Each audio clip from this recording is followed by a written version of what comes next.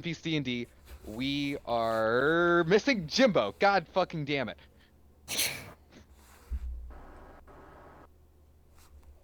Doodles again. There's Jimbo again. Welcome Give me back, Bob. Jimbo. He's done. I have fixed Neurobot on my end. Hell yes. Neurobot is currently paused, Yay! so there's no music coming from it right now anyways, just as a heads up. Um, but besides that, uh yes, so we are back at it again at One Piece D&D. Last week we were supposed to play. This week was supposed to be Naruto, but due to some unfortunate scheduling shit, we had to not play last weekend. Or another reason. I can't really remember, and I don't care. Multiple reasons. Multiple reasons. There were multiple reasons we didn't play last weekend. But that's not something we need to get into right now. We're here. We're ready to go. We're here. We're round. We're not square because we're here. So, who's gonna want to give us a little bit of a catch up? Can I? Jimbo, I if mean, you do wish. we also have to catch up on the whole Ivan situation? Barry can catch us up on the whole Ivan situation where Jimbo, if Jimbo wants, can catch us up on what's been happening in the main room. Yep, I'll be doing the catching up over the main stuff that happened last session. My inspiration word grows ever more large. Anyway, so last session, gamers, basically we got ambushed by these stack of weird hood dudes, and then so we got into a fight with them. Then some notable individuals in the hooded fellows is the wizard, the big guy, and the otter. So the wizard guy cast a funny spell and made everyone kind of mess with everyone's vision, so you can't really tell who is who.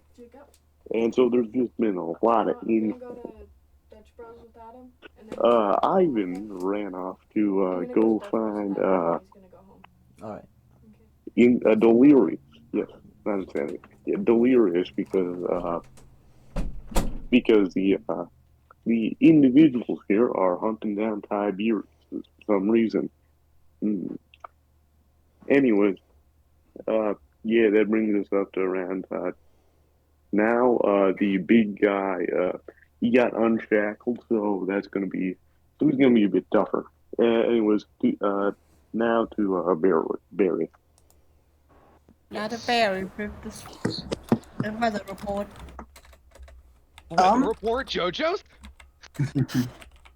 As Ivan went back to the ship, he found out about the situation there and realized he needed more help, i.e., the rest of the crew. So he chased off after Delirious. As he was chasing her, had a really weird experience.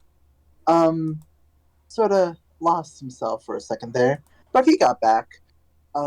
Eventually, he found the prison, broke a hole through the prison, realized he didn't need to do that, and hopped in through an open window to the warden's office.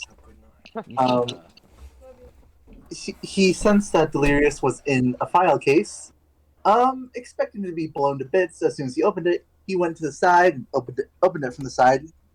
Gunshots completely missing him. And after some talk, Crow came out, grabbed Delirious, and is heading towards the fight, planning to use her as bait. Wow, Crow came out. Good for him. Good for him. It is June after all, so I respect it. It is canon that Crow is by. It's canon. Whatever, man. Quick question before we go back into combat. What? You do remember what NPCs are present, right? Yes, I do. Am I gonna roll for them? No. But I am. Hold on. Give me a moment. So, just as a small reminder for everybody else, if they did not remember the absolute fucking blunder that happened, I introduced multiple NPCs that you would think would have some kind of position in the turn order. They did not, because I forgot about these NPCs' existences. Maggie and Dennis were absolutely intentional with letting them be handled at the end of the round because they're both the big players here besides the Death Dogs. It's kind of like more of a story thing that's going on right over there.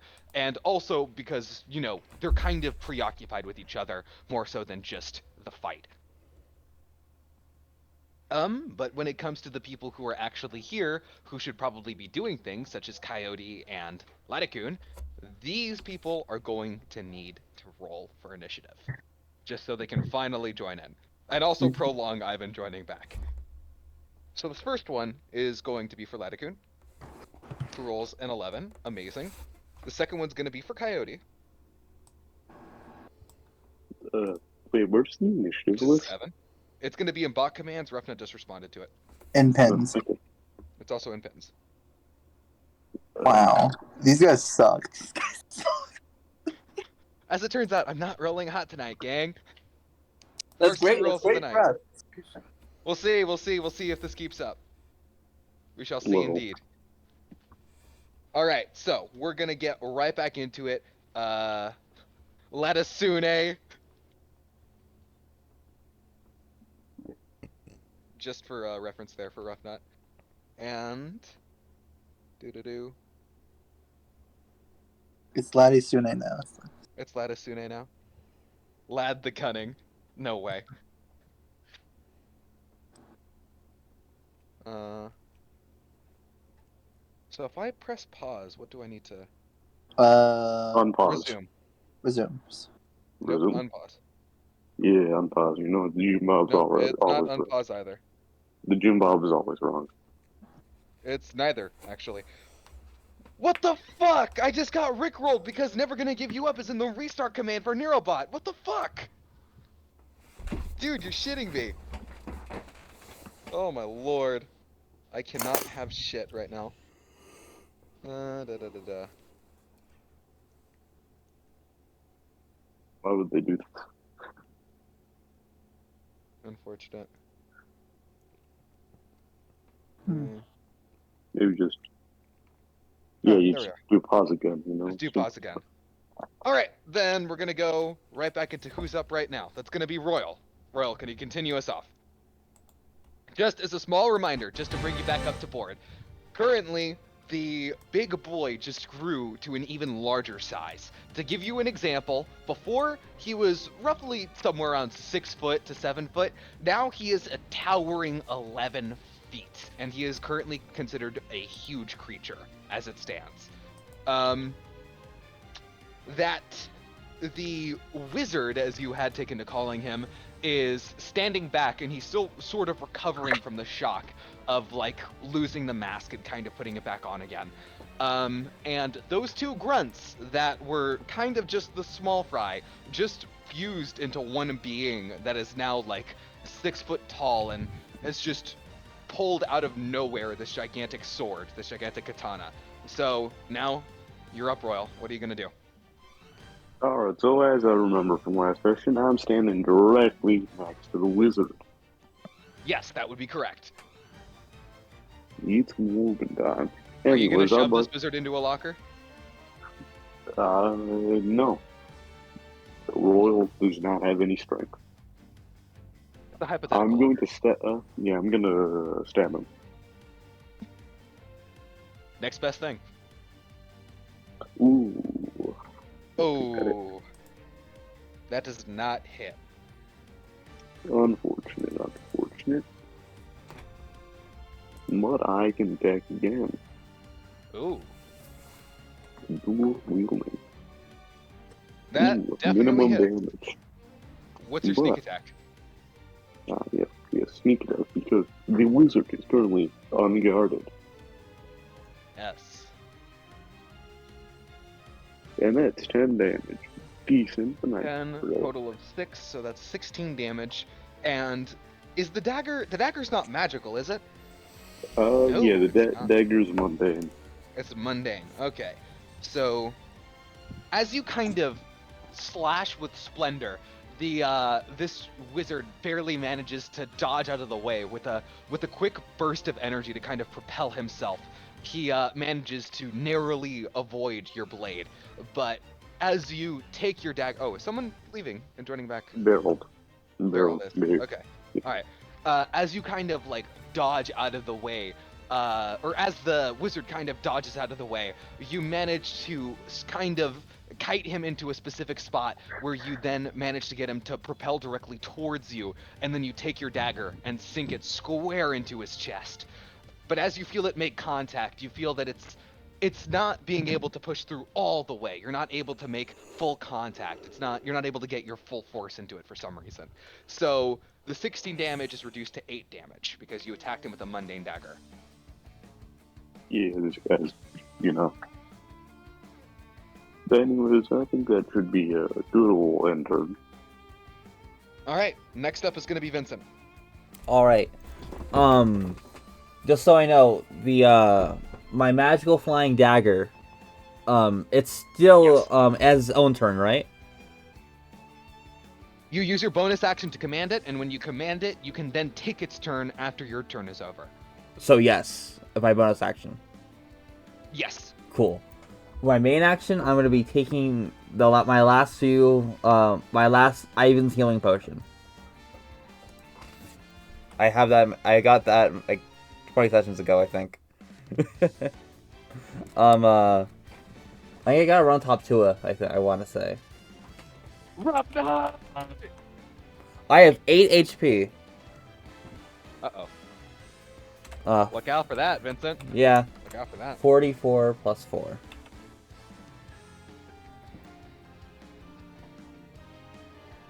Yeah, 44 plus 4. Dang!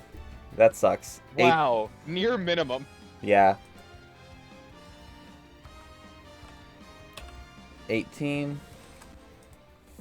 Is that? And I have no more Ivan healing potions no more. Unfortunate. Um, Not like you had a medic or anything that could have helped you out either. yeah, but if we can serve spell slots, that's the best That idea. is true. We have 50 That is guys true. waiting at our ship that she brought here. So yeah. So and we use my bonus action just to command the Yondu knife. That's what I was calling it. It's the Yondu knife. Yeah. And currently, like, the big guy is like grabbing me, right? That's how it ended? If I remember correctly, yes. You are, if you're not grabbed or grappled or whatever, he is definitely, like, incredibly close to you. So, for a reminder for everybody, where everybody stands, Royal is off to the side with the wizard, like, he's at the head of the table, whereas Vincent, I believe it's just Vincent over there with the big guy, and Alana's, like, off to the side. Royal and Nikolai are over there with the wizard guy, because I believe Nikolai and Royal were assisting each other with granting each other sneak attack or something like that. I can't remember. I don't remember Nikolai being near the wizard. Wait, no, he wasn't near the wizard. He was taking shots at the wizard, and he could get sneak attack because you were next to it, or something like that. I was getting sneak attack because, wizard doesn't have any allies here. Yes. And that fused guy is off to the side, and he seems to be kind of like at a point where he could intercept Alana and Vincent if things started taking a turn. But it seems like as things go on, shit is about to happen, possibly. This is a reminder for where everyone is. Now, Sparks, it is still your turn. You need to control your knife.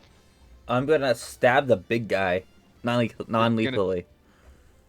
Non-lethally stab the If big it's guy. Vincent. Possible. Yeah, it is. Yeah? It's a melee attack, even if it's a You spell. can, you can non-lethally stab And, someone, but you can't non-lethally fireball. So now, how would it... And, remember what we rolled for that? It's still, if I check our DMs, the screenshot you took will probably be there. Yeah.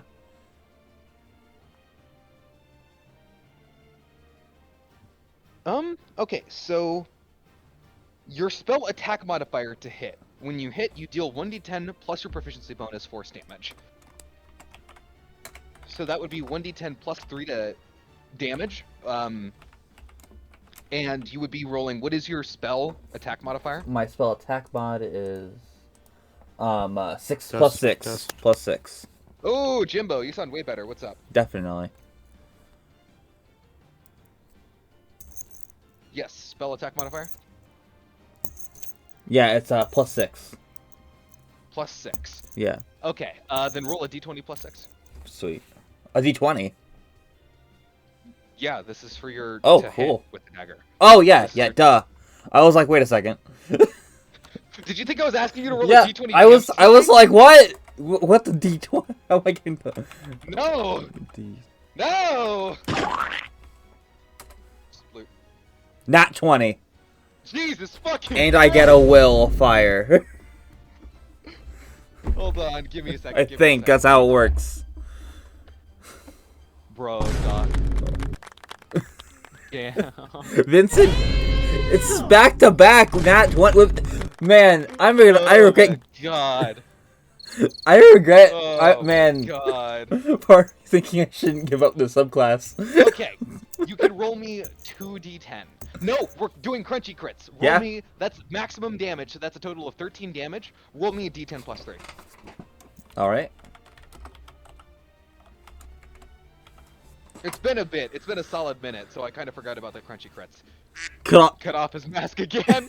No, this is I wish I This is could. for the big. This is for the big boy, not the wizard. This is for the big boy. Yeah. Um, Can I cut off that's his a total of- mask? If that's something you wish to do, you can certainly do so. I do. Okay. Alright, so. Describe to me, how exactly do you, like, control the dagger again? I just And whistle. How exactly do you want this dagger to, like, hit? Like, could you describe it to me? Yeah. So Vincent, like he does, like some video game Final Fantasy like, move. He grabs out of the sheath. He flips up into the air, and as it spins, he whistles, and it sparkles orange light around it, and it goes and an orange streak of light follows it as it moves. It starts to move around the room more and more. You hear it zooming, and then it gets stabbed in the back and sliced. There's the slice that comes from, like, to the nape of the neck, and then the dagger whips forward again in this boomerang-like action, as it also goes along the front of his face, cutting his mask to pieces. As the dagger whirls around the room, the bright orange light seems to grow with intensity, as if the dagger was winding up, and you do a pretty solid hit to him with a total of Nice. 18 damage, 18 force damage specifically. Sweet. So, very good, very good. You see, hold on, give me a second. So that's. Let me write this down real quick. Boom. Okay, so here we go. You manage to cut the mask and dice it into pieces. So the face you see is, to give you a better idea of how these things look. If you remember TET's drawings, the standard garb for these things is always a cloak that has a hood pulled over it. You can't really make out the hair, you can't make out many features. It's almost as if they're like, you know, the same thing. It's incredibly, like, what's the word? The general outfit is usually incredibly obscuring. It's very hard to tell if you've run into the same person again or if it's just a new person entirely. But with this guy, he doesn't have his hood on. You can make out, like, the black spiky hair a little bit, and as you cut the mask to pieces, you could see what is only a face that could be described as having a primordial rage. You see there are veins popping out around his forehead and almost bulging out of his neck a little bit too. As it stands, this man's his eyes are effectively just straight up white. There are no pupils. Like, he is basically being completely driven by what you could easily tell, Vincent, with your like, you have the tendency of being able to tell how a person feels, Yeah. emotions, that kind of thing. You just feel this inordinate amount of anger, wrath, and rage that is just driving this thing's every move. And yeah, that's it. Is that the end of your turn? And then I'm gonna try to move a bit just closer to Alana so she can hopefully heal me a little bit because I only have 18 HP. Hopefully, yeah. But You like, have anything that will let you take the disengage action? oh man, yeah. No, I don't. Dang. Are you still gonna move? No, I'm not gonna move. I'm used to Juko where I can just move anywhere without any consequences. That ain't you, bitch! Nope, You ain't him! I'm not You're that not guy. You're not that guy, you're not him. Alright, so that's the end of your turn, right? Yeah. Okay, Alana, you're up. Knowing things look a bit iffy now, Alana's gonna step up behind Vincent and pull out a small needle from her pockets, shanking him in the leg. A quick cast of Cure Wounds on the captain. It ain't much, but it's something. Thank Then you. she's gonna step to the side closet at the window of the room, but still next to Vincent and the big guy, as ready as she can be. Thank you. Vincent, you have 8 hit points you restore. Nice. Very good.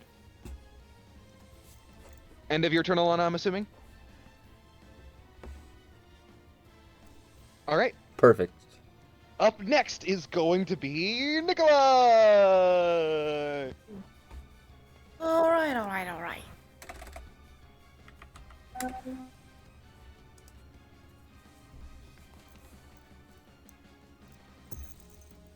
Also, what I think Last time I did use the lightning launcher. Or Yes, probably you did. get extra lightning damage from that. And Did you hit with it? I'm pretty sure I did. Didn't we? But yeah, I was gonna... Yes, you did hit. Just gonna try to hit it with Dimitri, try to line up the shot and fire at the wizard guy. And I'm gonna use my firearm specialist to re-roll that. Rip. God, what are these attacks?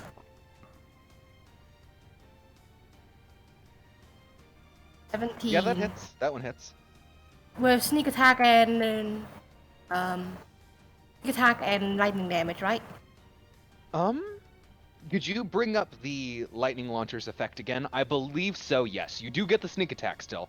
But I don't remember the exact wording for lightning launcher. I mean, it says when I hit a creature, I can deal extra damage.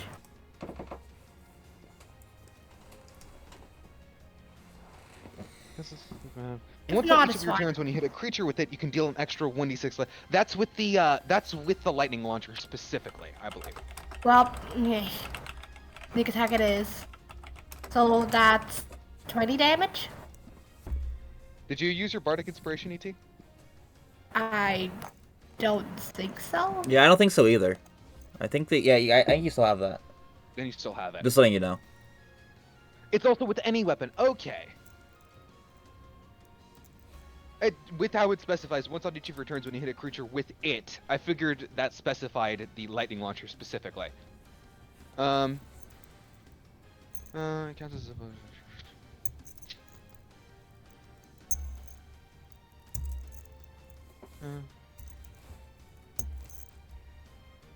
I not think it's like a concentration thing. So I think yes, you can deal the extra d6.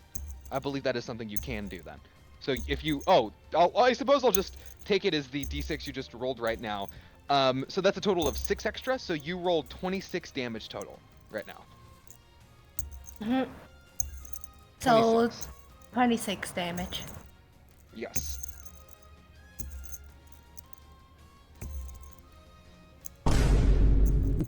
Nice. Amazing. What's with the vine? It's necessary, ET. Yeah, It's necessary. you wouldn't know. Waluigi time. Okay, Amazing. that's enough. Yeah. That's funny though. all I right. like it. ET, anything else you want to do on your turn, Nikolai?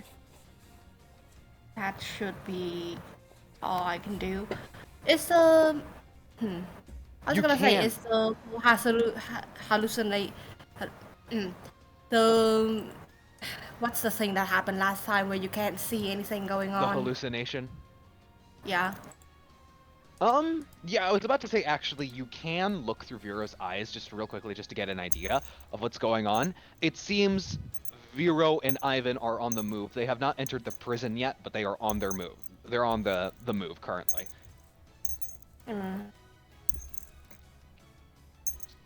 I was mostly thinking if that effect is still going on. I could ask Vera to warn Ivan beforehand. It's not going on currently. Alright. Next up, we have the Shadow Wizard Money Gang leader. But not really. That's just something that Roughnut dubbed him. You see this man, raise his hands to you, Royal. As a bonus action, he is going to attempt to hit you with this pulse of energy. If you will remember from last time, when it hits you, it will deal a d10 plus a few points of force damage, and it will knock you back a few feet, too. So, as it stands, let's hope this doesn't hit.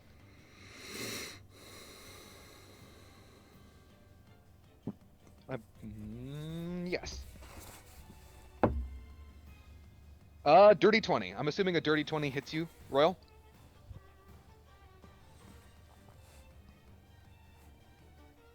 Jimbo? Jimbo?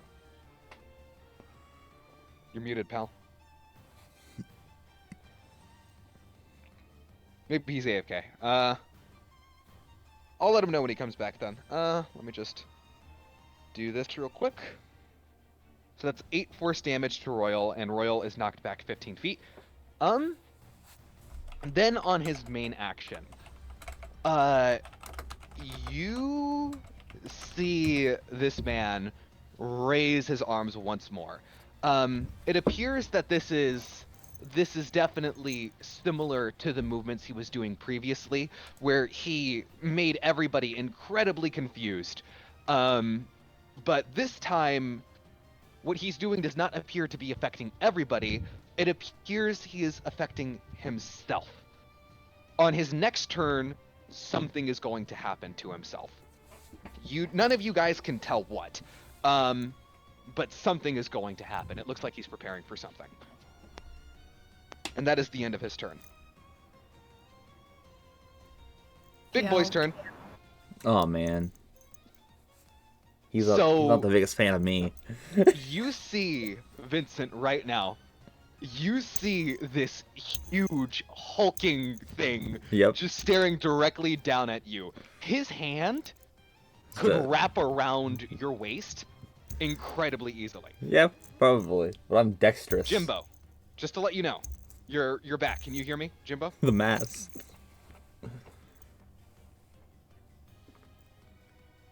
Jimbo? The Crew versus Jim Carrey. Yes. Okay, you took 8 force damage. You got knocked back 15 feet by Shadow Guy.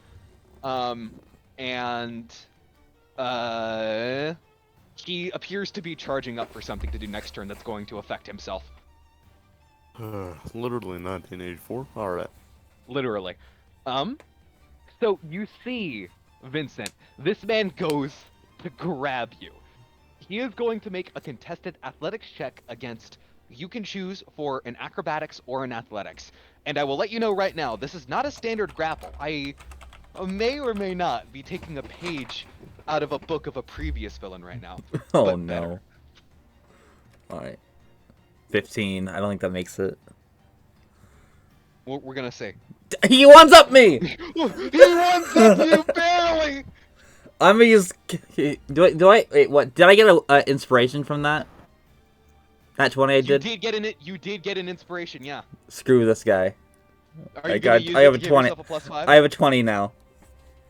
Okay, Vincent, you just, for some reason, right now, time slows down for a moment as like your perception of reality is just kind of speeding up in this high tense, stressful scenario.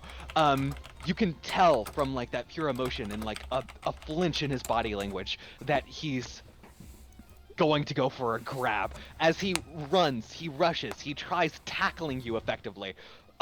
You manage to slide directly under his legs. Perfect. You are now on the opposite side of him, and he is no longer seeing you. The only person in his sightline right now is Alana.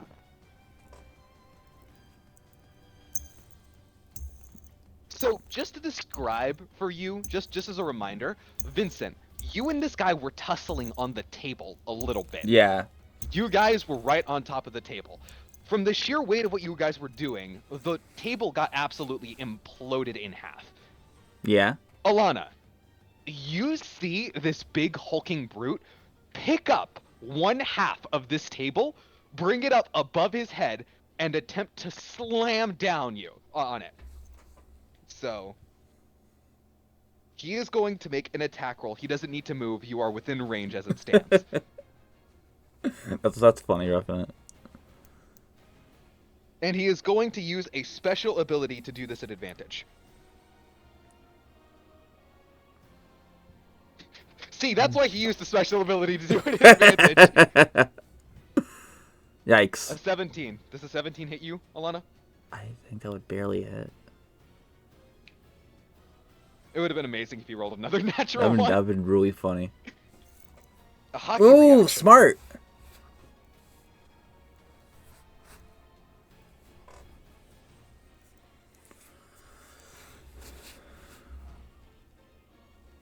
That's pretty good. Oh. What was your AC before, Rough Nut?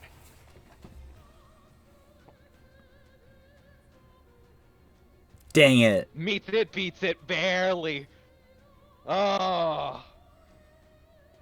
Alana, you can feel something is about to happen. You see him pick up the table after you are the only person in this beast's sightline. You try reacting. You try using your observation your observation hockey to perceive this at a faster speed. I believe so. That was the intention. You observe it happening, but your body cannot catch up to the speed at which you are processing the information of this thing is going to hit you. It is about to hit you right now. And it's being swung. It makes contact. You take a total of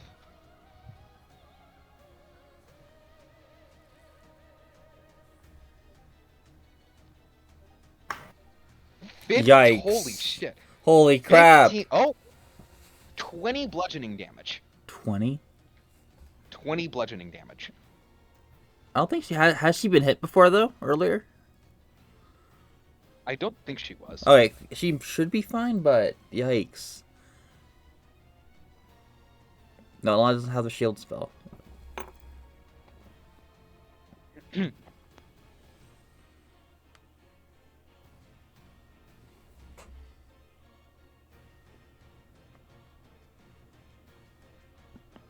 Alright, Alana, as you are sent reeling after a whole half of a table gets knocked directly into you.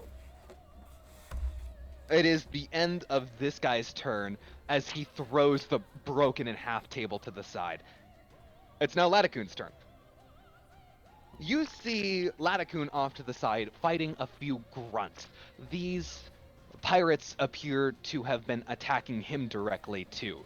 Caught in the crossfire almost. He seems to sidestep one, knock him out, and then he then rushes and kicks the guy down to the ground. Noticing that there is something going on here, he sees that there is everybody else is being caught up in this specific fight over here. He should not be worrying about these small fries. He's going to start rushing in. Now to the side. Vincent, you see Latacoon just start rushing in behind you, Yeah. jump up, draw his sword and attempt to strike down on this monster from behind. Nice.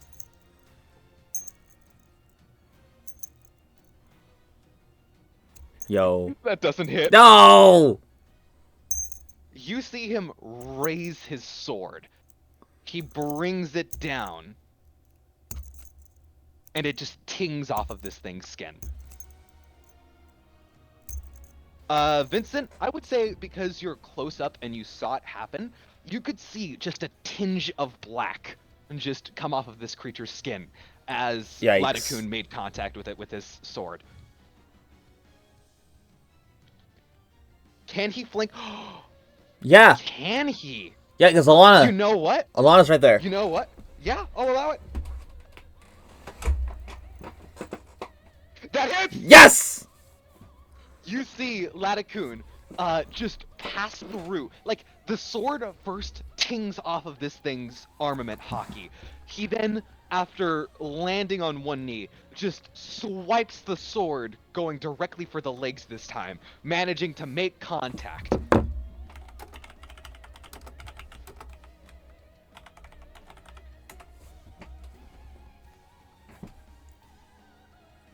Nice. Max damage. Give him damage! Let's go.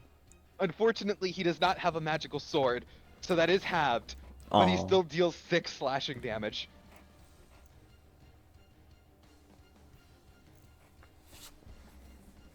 That's 24.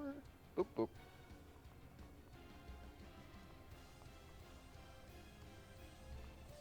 And he is now in the fight completely. Vincent Ladakun is at your side as it stands. Perfect. He is in a battle stance, and he is willing to fight in this very moment for you.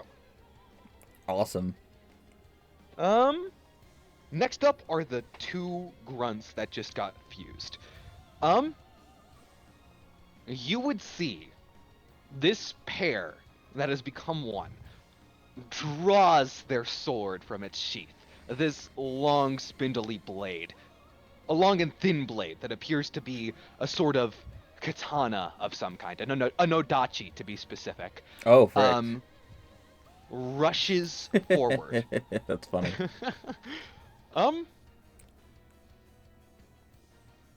Thinking about where everybody is right now, you see this thing rush in and attempt to assist the big boy. As the fused jump up with like a flash of blinding speed, they appear directly behind Ladakun and attempt to attack him. Bless you. Thank you.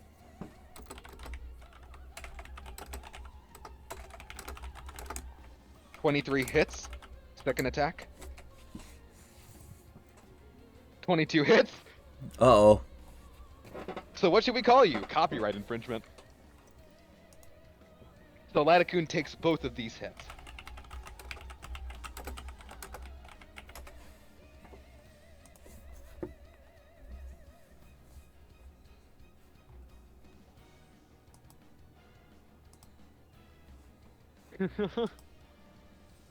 Boom.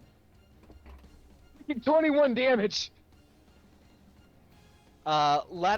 This fused raises their sword, and in a quick motion, 2 slashes immediately appear on Ladakun's back, cutting through his kimono entirely and ripping the cloth. The spray of blood kind of landing directly onto your face, Vincent. Yeah. Ladakun is still up, but you see after that, barrage of attacks, one of his arms almost kind of goes limp. He's now holding his sword in one hand, trying to keep it ready to go. That is the end of this thing's turn. It is now Coyote's turn. We cut over to Coyote, who is currently also busy dealing with a few of these pirates who you see him just pull his gun and cap a few directly into the chest. He sees one guy. This is specifically, if you'll remember, Vincent, the guy you spoke to, the guy with the scars, the one who, initially recognized you as Maggie's son. Oh! Way back Oh, when. frick. You see him pull the gun on this guy and shoot him directly through the head, putting him down on the spot. He then notices the big fucking fight going on over here, and he says out loud over to you guys, "Now, I may be helping y'all out, but this doesn't mean we're allies or nothing." And you see him quick draw his gun after quickly reloading it in a smooth move. Okay, He WarioWare. He appears to be going for the masked fused, who just showed up right now. Nice. He is going to use a special move, which means he is not going to roll to hit, he is just going to deal damage, i.e. magic missile. Nice.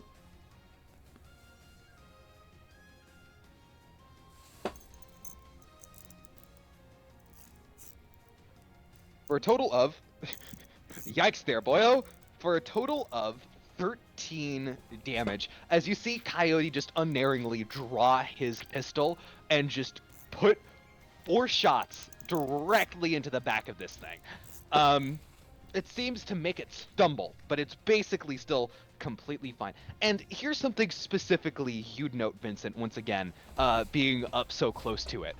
You notice that despite Coyote making contact with the thing, you notice that for some reason, shots that were in the middle of this thing aren't staying there. You kind of notice how 2 shots go to the left side of this thing's body, and then 2 shots go to the right side of this thing's body after it had already been hit by the bullets. So it was like, imagine if the bullet holes were in a centered group directly in this thing's back, and then all of a sudden they disappeared and reappeared at the separate spots of the body. Oh, wow. So you would notice that 100%. And you see Coyote react a little bit to it too, so it's clear he notices it as well. You see Coyote then move up to get closer to this whole mess. He is currently now 30 feet away from you all.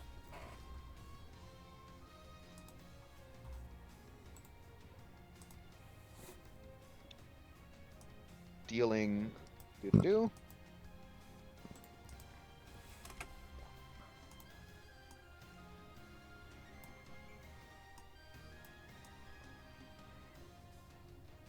All right, that is the end of the round. You guys all see the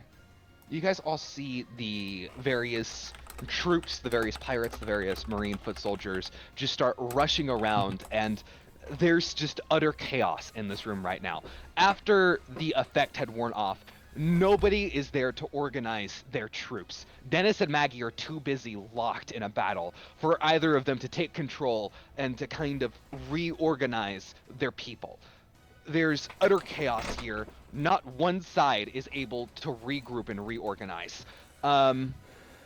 You see Maggie just like start pulling out her guns, and with the close capacity that Maggie has to Dennis, she appears to not be going for shots, but she appears to be going for pistol whips against him.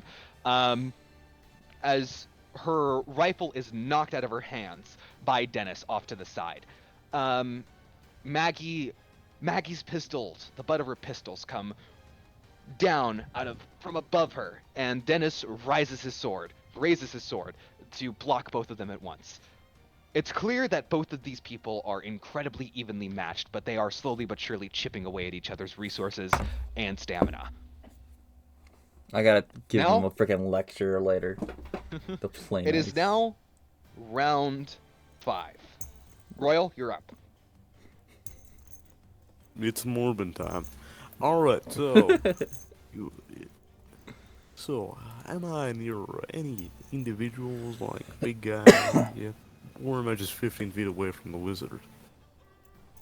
To give you a better idea, when you were knocked 15 feet away from the Oh, wizard, wait. you are now 15 feet away from the big boy and this whole conga line that's going on right now. So you're kind of in between all of them. Barry had something. What's up, Barry?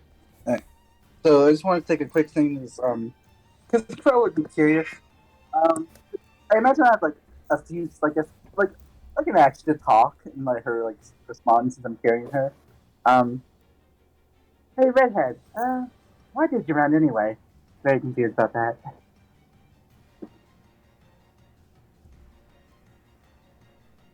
Hold on, give me a second, please. Wow. All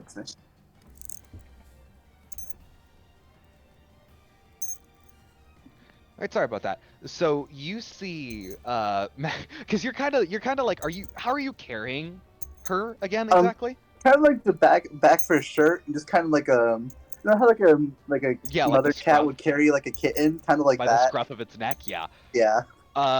You see her, kind of look a little bit guilty, and she says, "Well, to be a little bit completely honest, I had seen the ships arriving a little bit, and I figured, this was the time.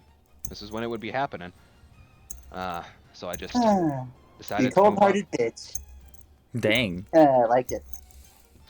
Well, no, it's not like that. I just figured, like, run up, get. Explain it to me, redhead. I get it. I do not like you, and that's the end That's of this funny. interaction right over here. And that's me for now. Yeah. Now, here's something to you would tell Crow, by the way. Usually, you didn't get to interact with her much, as she was always reserved around you guys specifically, but you can kind of tell she's usually this boisterous person, somebody who's a little bit outgoing. You get a kind of similar vibe to Vincent, almost, somehow from her, but it's clear she's not as upbeat as she normally would be. Though, to say upbeat would to insinuate a positive attitude, which, who knows? Who knows? It must be the red hair. She was a Glowing Mills after all. I still don't Vincent, you're up. understand that. Oh no, that's still Royal. Why was she there? Can't believe what would skip my turn. Anyways, I'd like to just walk 15 feet up to the wizard because I don't want to really deal with that conga line over there. Anyways, classic attack.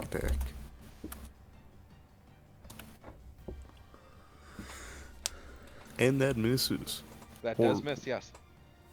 Absolutely terrible. Can Dagger? I use my recap inspiration for again? You can use your inspiration to add a +5 to basically any roll or to re-roll it. Alright, I'll use it to reroll since I'm guessing the +5 is only for like if you like before you actually roll the thing then. Usually yes, but I don't mind if that is something you want to do right now. It is something you can just choose to use. Alright, I'll add +5 to this attack roll then. Alright, that becomes a 17, which means you hit with it.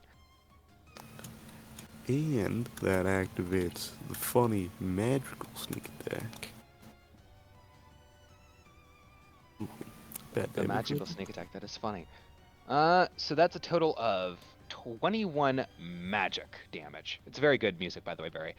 And stab dagger. Good point. Good question, Riffnet. Sure, yeah. Whoa! Holy crap! Oh my god. We're all critting today with these knives. Still the damage. We're all gonna get knives now. and Gonna be a three. knife. We're That's gonna a become the total knife of- pirates. That's a total of 9. Jimbo, could you... I'll take that 3. So that's a total of 9, then 8. So that's a Knife total pirates is of dumb. 17 damage. Royal, And do you want that's- to... What's up? No, you continue. I was going to ask if you wanted to describe your attacks and how they hit. Nah, it's simple, really. Royal just walks up to the wizard and stabs him twice. You walk up to the wizard and Royal, you're not going to believe this, but you stab him twice. Truly, I am a master of the literary arts. Yes. Yes, indeed. Anyways, Yeah, they both- does- They both hit. The second hit hits especially hard. So, you see he's trying to concentrate on something, but with your 2 hits, you're slowly but surely kind of maybe chipping away at his concentration. He is going to make checks now. Hey, concentration. That's nice. So that's 17. So I think With the that's first one, 17. that's a 14 plus 7. I'm gonna calculate this for the first one, which is the magical splendor that you hit with. So that's a total of 21, which rounds up to 11. So this first one has a DC of 11. He needs to beat, Wow, which that's he succeeds handily. really a difficult check right there, you know? Yeah. Then he needs to succeed. I'd say because you crit, he rolls a disadvantage for this one. It's a DC 10, so the first check, or the first roll, is going to be... Okay. Second. He Wow, succeeds. this dude's got a really Ah, sharp dog. mind on this noggin. Like, the one time you need me to roll low, I stop rolling low. Come on, whatever, man. This is I'll try having more shit luck. Don't worry. I'll try. Jerry, fearless luck, please. alright. Okay. Does he Anything else? does the dagger hit for full damage, or does it get rounded down to 8 or 9? It gets rounded down to 9. Right? End turn. Okay. Vincent, that's you. You're up. Oh, all right. 1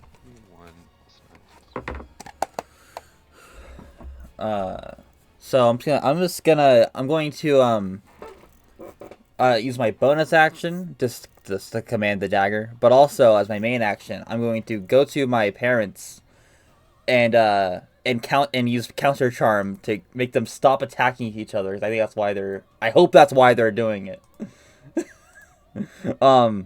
So it seems that Dennis is free of the effects, but you can tell something more malicious is sending Maggie into this frenzy right now. So you kind of got a feel Yeah. for whatever kind of spirit this magic guy has, this wizard. You kind of got a feel for it, and you can feel that energy still present within her. I'm gonna, you know what? I know how to make her stop. I'm gonna hug her, so she stops moving. I'm a grapple basically a grapple He check. is going to die. But He is yeah, no, going to mom get wouldn't. shot. No, my mom loves me. She wouldn't hurt me. Vincent, yeah, Final words. I don't. Final words. No, I Probably try. gonna No, get shot. no, no. You are going But to that die. with a pistol. So He just Vincent, shoot you you wanna? in the chest. No. I'm gonna say something. Dad, I'll go fight the big people. I'm gonna make sure Mom doesn't fight anyone else. Go. And I go in front of him, I hug Mom, and can I do detect? Can we contest the dexterity instead of strength? Oh my God, Sparks. Oh my lord. Hey, what? Can I pull what my best friend does and try to give you a reason why I can use acrobatics for grapple checks? You know what? I'm not even mad. I actually have to say I respect it. I would also, because I have respect for you after this, I would also like to remind you that you do definitely have some inspirations that Yeah. you can use. Right I have So one don't last forget about one. those. Yeah. You have a genuine inspiration that you can use to reroll or add a +5 to your check. Sweet. This, you know what? I would say because this is a hug. You're trying to give her a hug. Yeah. I'll actually one you up. Do you have proficiency in athletics? Not athletics, but I do have acrobatics. I would say I will allow you to roll an athletics based on charisma check. Oh. So you would not be rolling with your proficiency bonus, but you would be adding your straight charisma bonus to it. So it'd be a +3. So yes, you could roll with a +3. Sweet. All right. And Unless you want to give me a better reason why you're trying to use acrobatics instead of athletics. I got nothing. I was trying to. It was mainly a joke. I thought it'd be funny. I mean, if you give me a good reason, I'd let you. I do a flip, It's kind of cool looking. No, I don't have a reason. I do a flip and it's cool looking, and then I grapple her. Then I hug my mom because she's proud of me. It's like, oh my gosh, Vincent, I knew you'd finally get that double-handed back spring one day. Jesus. I hope you. Oh my god. Oh my I don't God. have over. This is perfect. Somehow left me speechless. Thank you. So yeah, I'm just gonna assume only +3. If you can, here's the thing, right? If you can explain to me how you're going, like, to try going about it, and you give me a good enough reason, I will let you use acrobatics. I just need an explanation of something. How do I explain this acrobatically? Besides this, I do a flip. It has to be related to Yeah, the actual exactly. acrobatic. Exactly. You know how, like, I mean, Would it's you- would less you- about like trying to crush her with your grip, yeah, right? what, It's more yeah, like no, you yeah, no, wrangle. yeah, exactly. Because like it's like, you know You how try to wrangle contortionist, around it's like her so you like a can hug her, contortionist. or something like that. Yeah, like Mm. contortionist. All right, then yeah, I'll let you. Especially because Vincent has that background in glowing mills. He's trained in a variety of arts. He probably trained in that too. Yeah. It was not meant for combat, but he's using it for it now. I'll let you use The odd acrobatics. hugging. I'll let you use acrobatics. All right. You better pay me extra. Dang it. I'm a roll with advantage. Or you could use it to add +5 to it I'll add the +5. Yes. 17. for a total of 17.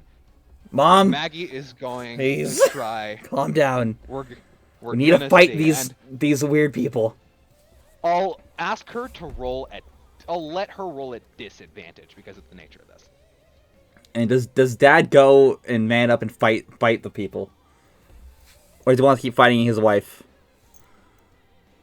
So you see, Dennis, with this opportunity you've given him, he straight up just fucking dips.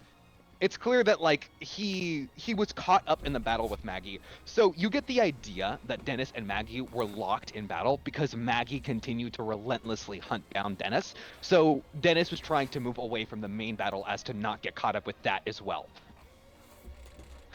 Yeah, he just dips. He leaves. He gets onto a ship and leaves. Good luck. Dang. No. Why did he leave again? He's Just kidding. Yeah. Now, here's a question for you, by the way. How long do you want to hold on to her? How long is that your intention? Until she calms down and like, until like counter charm works and she passes. Buddy, you want me to be honest with you? Yeah. You're not too sure if she can calm down right now. Well, Vincent loves her. You know what? That's good enough for me. It's Vincent. oh He my loves his God. mom. All right, now it's time. Oh, It's time for her. No, it's not. Roll. And also, I got it. Also, my knife. You also have your knife. Yeah, it's my bonus action. I'm gonna attack the big guy. Exactly, dude. Attack Exactly. the big guy. With your knife, you'll be able to make sure Maggie can't do shit. Just That hold way- the knife to her throat. That way I can do both things. I can help and also help. Help and also help. Yes. 1d20 plus 6. Give me one moment. Family's trying to talk to me. Yeah, that too. She'll be like, "Oh my gosh, I hurt my little baby boy."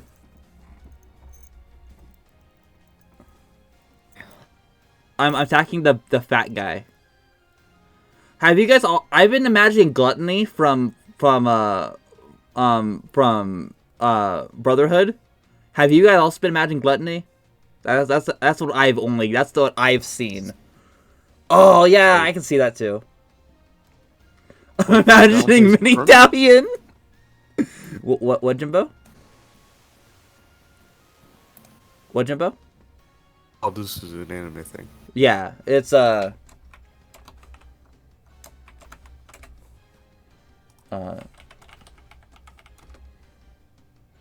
gluttony, Full Metal.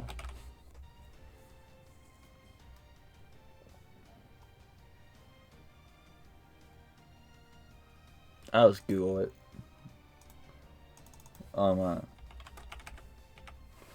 Maybe Guts.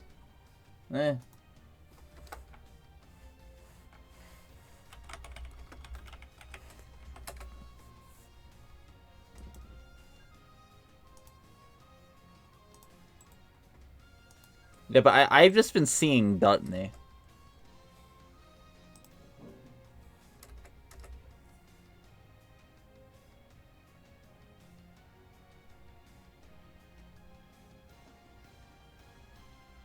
Good point. Good point. I see what you mean.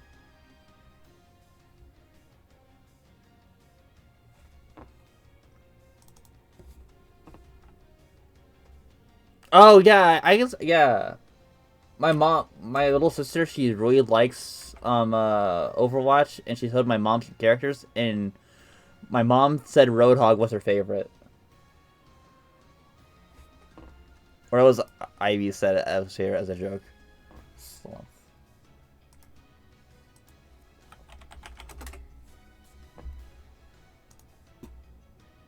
I can see Sloth as well. I can see it.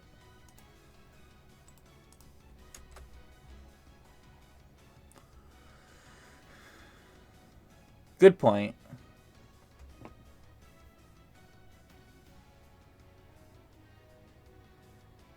Yeah, you're right. I see Sloth.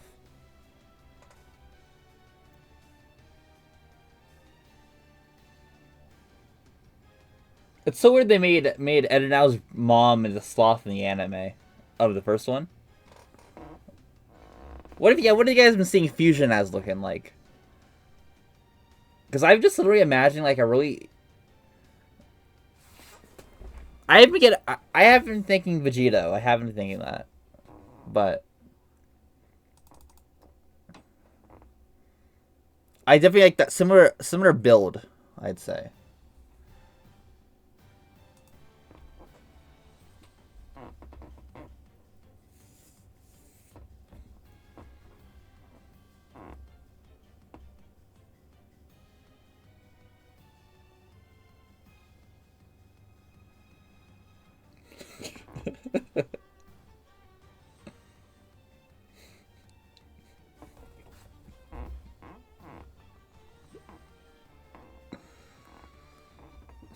My friend just sent maybe my friend or my friend Caden are talking, and he was showing me we're talking about video game box art, and he was showing me his cases for his Xbox games. Then I was like, at the same time, I also have a diskless Xbox disk drive, so I even have these, and I thought it was funny.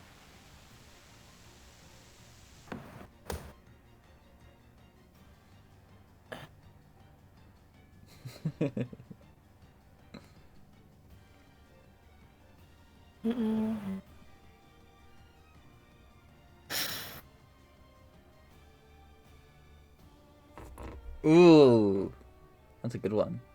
That's a cool design. I like it.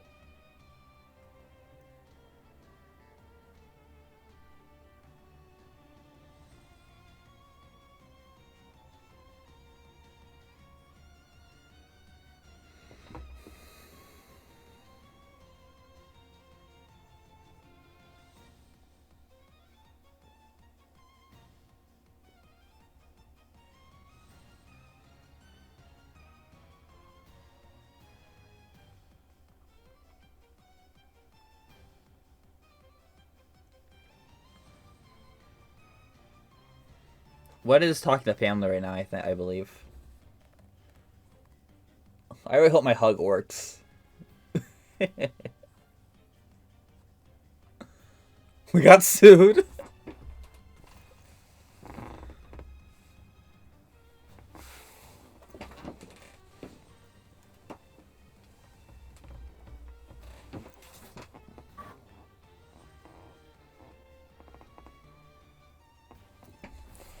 The reason I did the hug, I don't know. Maggie's someone who's not good. I feel like isn't good. Words aren't gonna be enough. As do actions. I feel that's how. I don't know. That's how I feel with the character. All right, hello guys. Sorry about that. I returned. That's all good. Hi. I was caught up. It seems like food just got here, so I now have a little bit of things to eat while DMing. So today is a good day. Yay.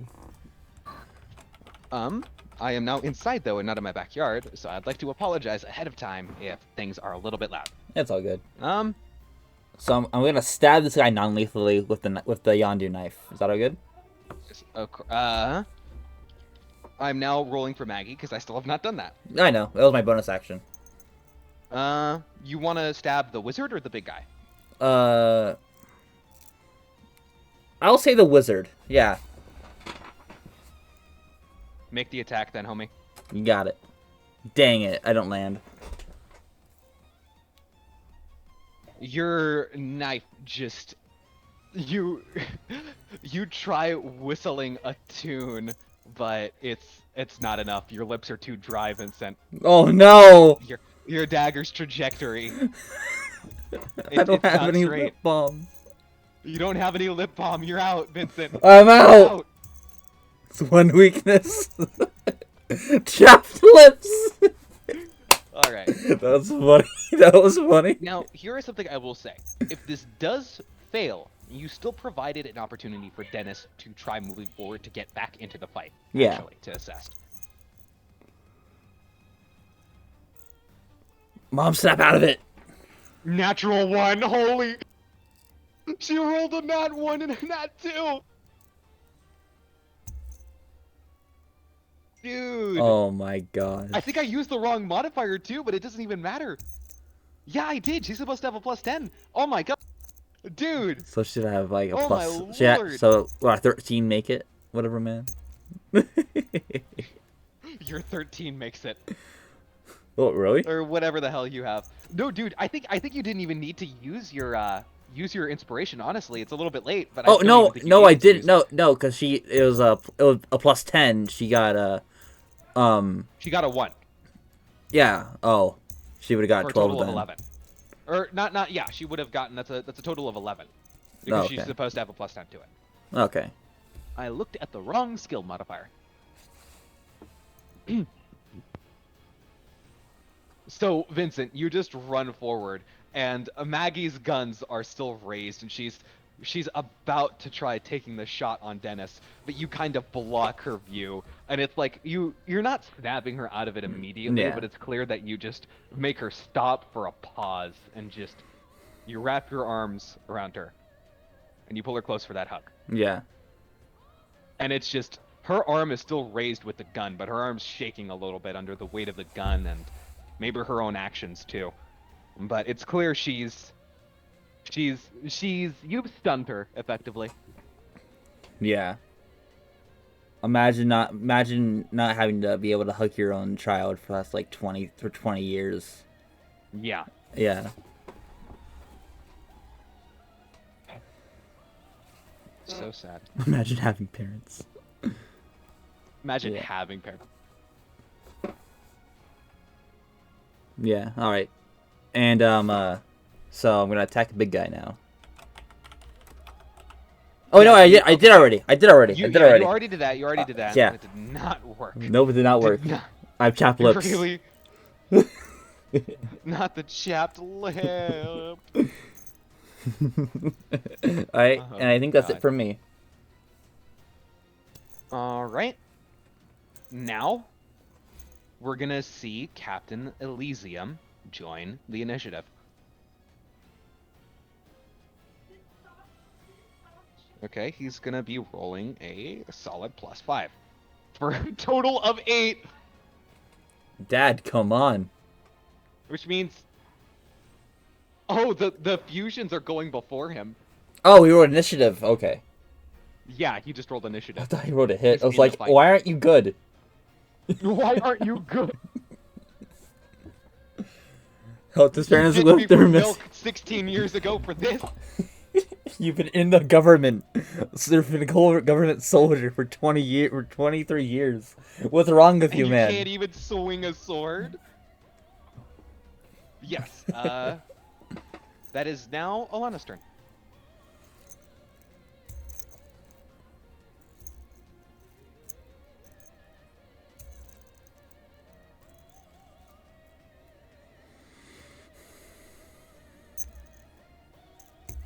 A taser! The fabled taser! Is she gonna hit?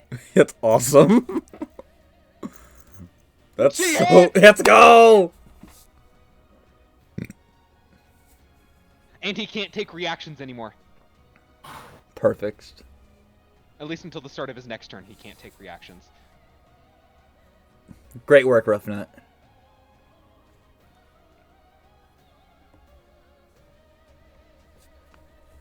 Ooh, that would be a 2d8 too right now. That's awesome.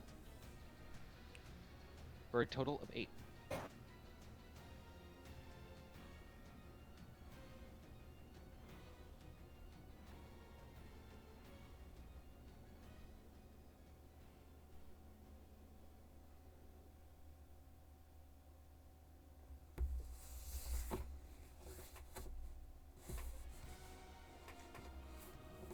All right. Yes, you'd be able to do that. Alana, you run up, you just kind of shoot out the tasers from your wrist, and they connect, and it seems this big boy, it just takes over 1,000 volts of electricity, just straight up, zapping the shit out of him. You see his muscles convulse for a moment from the pure electricity alone, and it kind of sends him reeling back. But he's still up, and he's still at him. You manage to reposition yourself with this moment of just kind of shock. It, both literally and figuratively, from the boy.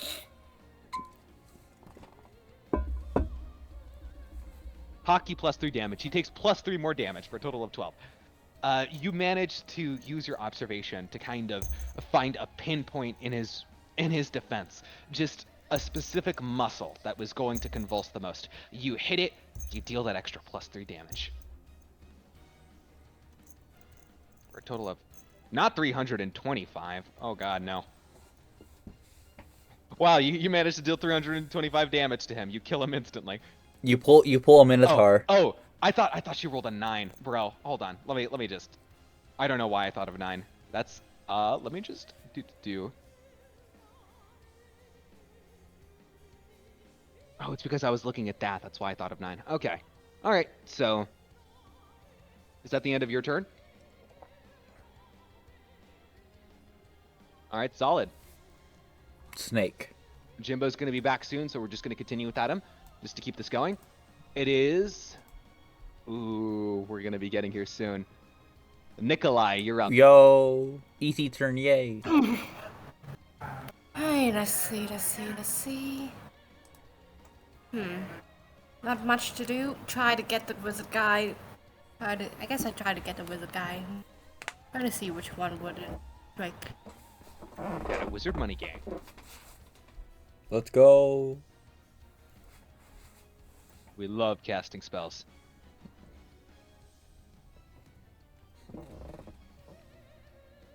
It's been They really tacky. have. It's been awesome. Yeah. I return, say goodbye to good Mike. No, not good, Aw. Mike. I love good Mike. And yeah, we just been trying to get rid of the magic. No shadow wizard gang. We hate casting spells. Why do I keep rolling low? You have Bardic Use an Inspiration. You have Bardic You Inspiration. have Bardic Inspiration too. You have a Bardic Inspiration. 1d8. Use. Or you could just use a regular Inspiration too if you want. What's trying to get us to get rid of him? Does it count as flanking when I use a ranged weapon? No, he would not be flanking as it stands. Flanking would assume Royal is on the opposite side. He is not. Light Like, Road bro, Bankruptcy Corps. We hate casting spells. We hate casting spells. It was No. against me to say. I still went for the we love casting spells. Nikolai Nikolai can can move. Yeah, do you want to move to try flanking him, Nikolai? Sure, You have that's this. possible. Because I don't have not having a map sucks, so. Yeah, I'm sorry, lads. I've been planning on using more maps, but I You're all haven't good. gotten one for this one. Yeah, I guess I'll move. Nikolai just kind of fast step and move behind him as he try to fire the gun. One more time. 19. Very good. Here's all the extra damage. Lightning launcher. One.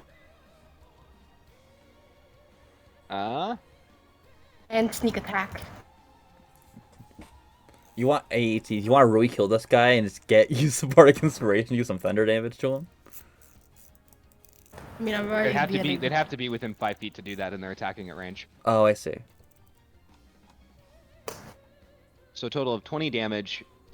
He is going to make that concentration check. What's the DC? A 10. It's either 10 or half the damage you dealt, whichever's lower. Or whichever's higher, not lower. Sorry. Whichever's higher. Aww. Not. Look, check this out. I'll roll high. I'm totally gonna pass. Oh, wow. Well, Well, as it turns White out, berry I roll. didn't roll high. White berry roll. Eats it, meets it. Wah. Oh, okay. So I you do hate deal a this. Oh! Hold on.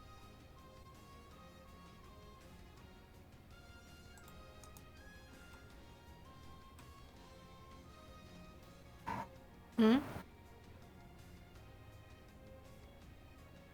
Nikolai, how do you wanna kill this guy or do you wanna knock him out? I want to kill him.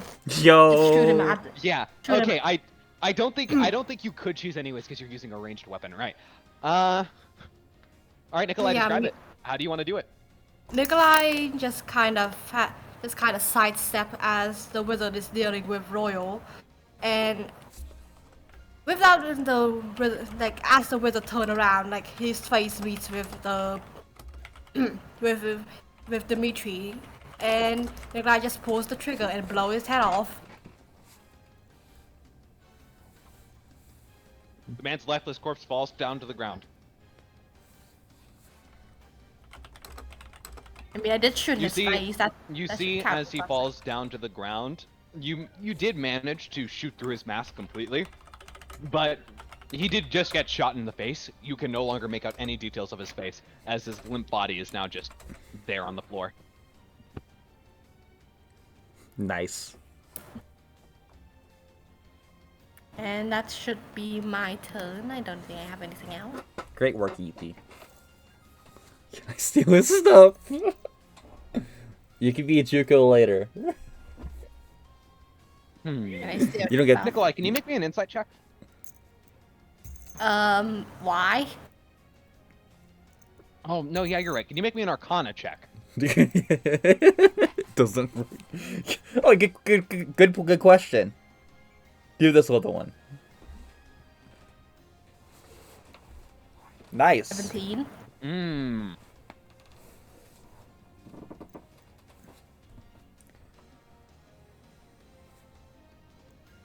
But yeah, can me and Royal try to loot his stuff? That's very funny. You cannot use your bonus action to do so, as you do not have the interact with an object bonus action. However, on further turns, I will allow you guys to do so. But Nikolai, you feel that strange energy you've been feeling since you stepped into this room and since that man did that crazy thing with confusing everybody. That strange energy you felt. You figured it should have gone away when this man died, but you still feel some kind of a presence there from him. You don't know what that means. You have no idea what. This is not something you're experienced with at all. You're an engineer. You're a scientist. You don't know shit about this. Oh, so it's like the Or at Tiberius least life you don't force. kind of think you thing. do? You don't think you do, at least. No. This is very different from that. Oh, okay. So this is something I will say. Like, Nikolai was there when he saw it happen. This is. Nikolai, you actually even compare that to that for a moment, but then you realize, no, it's nowhere even close, because if that was the case, this guy wouldn't be dead. He would still be right back up and ready to go still. He's dead. But this energy is still lingering. You don't know what that means. Can I make an investigation check? Just to Um? look around. Do you have a passive investigation? Sure. I mean, I have Also, a 24 passive by the way- investigation. Nice. Okay, well, That's going pretty good, off of Easy. passive investigation. But here's the thing, by the way, Barry. Rogues not all rogues can. It's the thief rogue specifically. They get the fast hand subclass feature, which let them use the interact with an object feature as a bonus action. But besides that, so with a passive 24 investigation, you kind of look around, you pay close attention to your surroundings, and your eyes fall upon the man's robe. The robe he was just wearing. You know, like you know. You pay close attention to his robe, and you see, now that you actually are kind of paying close attention, and it's not from somebody who's moving around, this is your first chance to actually inspect these robes. You kind of see in a faint, almost sort of ink that seems to match the color of the robes, so as if it blends in with the robes almost seamlessly. You see what could best be described as sigils, runes. You don't know what these words mean, but you can kind of just get the general estimation. These are markings that have some kind of relevancy, that have been scribed into these robes to do something. And now that you kind of paid close attention to this guy's robes, you look around at the other big boys fighting. The big boy, well, not the big boy, his robe kind of ripped when he, got bigger. But the fused one, you kind of notice their robes have these similar sigils marked into them as well.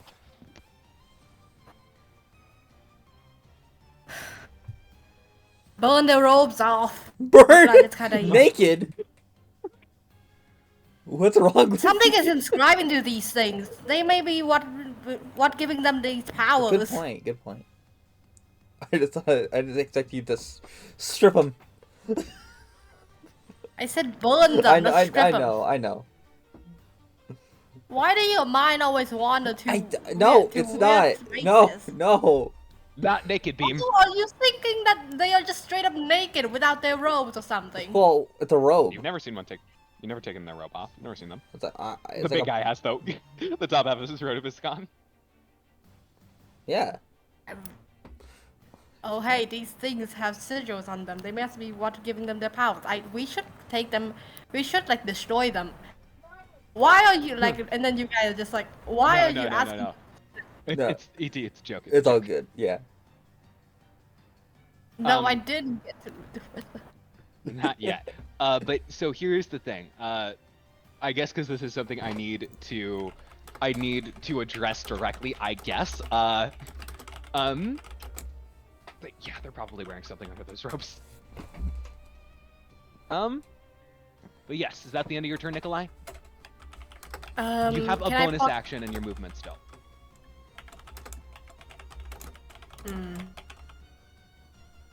Where do I even know where to move? You could join in on the fight against the big boy and the fused over there. I mean, now I have a ranged weapon. I don't really need to move. Okay. I think. Yeah, I guess I'll. Is that the end of your turn then? Yeah. I think we should maybe start targeting the fuse, just because we haven't really been getting a lot of damage off on that guy. Mm-hmm. At least a few of us start targeting him while we finish off the big guy. We're going to. It goes to the Shadow Wizard Renegade leader, except it doesn't because he's dead. Sweet. It is now the big boy's turn. So, you see the big boy, his sightline is now redirected towards you. So here's something you notice, Vincent, with what's your passive insight again? Could you tell me? My passive insight is 17. Okay, with your passive insight, you can easily tell it's almost comparable to a bull, almost, where you have to kind of his attention is very much set on the thing he sees in front of him. It's like he has horse blinders on almost. He is just focusing on what's in his view, and he's going to try rushing it as much as possible. He was looking at Alana because you were in his point of view, then you moved, and instead of focusing on you again, he rushed Alana because she was in his direct view. Due to the repositioning that has just now happened, he now has to look around for new targets. He looks behind, and he sees you and Ladakun standing right there. Me?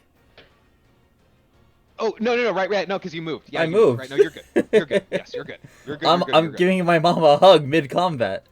I forgot about that. No, yeah, no, your mom teleported over here too. She's the target now. Oh, I see. But Die together, yeah, Mom. So, but yeah, so This is the one way I can help you.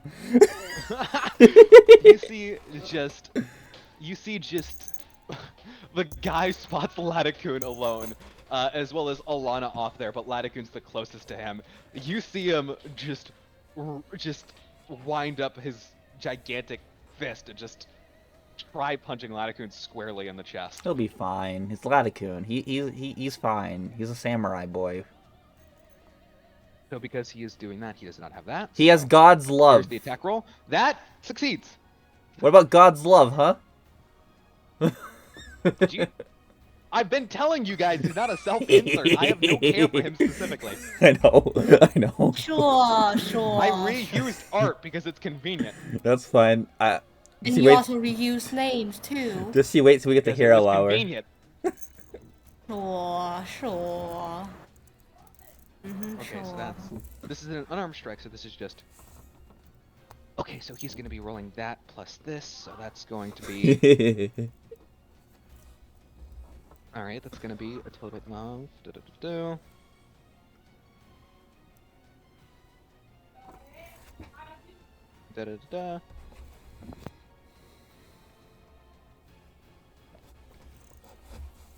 Oh, that's not a good look.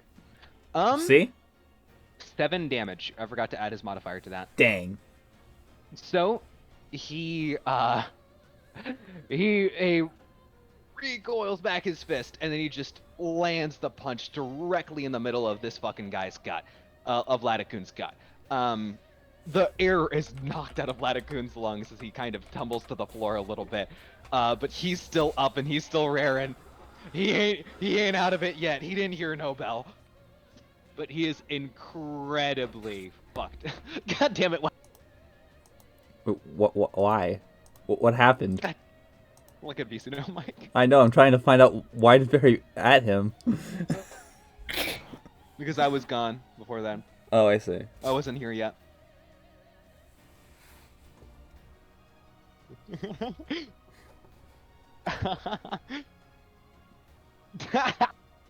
He doesn't want us to find out. But yes, so continuing. I lost my train of thought. Right. So, Big Boy, after doing this, is now going to try and grapple Latticoon. So Latticoon is going to make a contested check against Big Boy, and he is going to be... Latticoon's going to be rolling acrobatics. Big Boy's going to be rolling athletics, at least.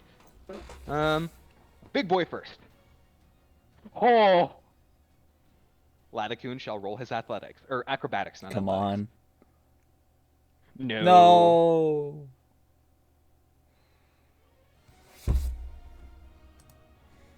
You see Rough the nut. big lad just pick Latticoon up with one hand. It's bad. It's bad. But that is the end of his turn, as he did use his previous attack action to attack already. So, it's now Latticoon's turn. He is going to attempt to draw his blade is still in one arm. He's currently being crushed by this guy with one hand. He raises his blade and he attempts to hit him.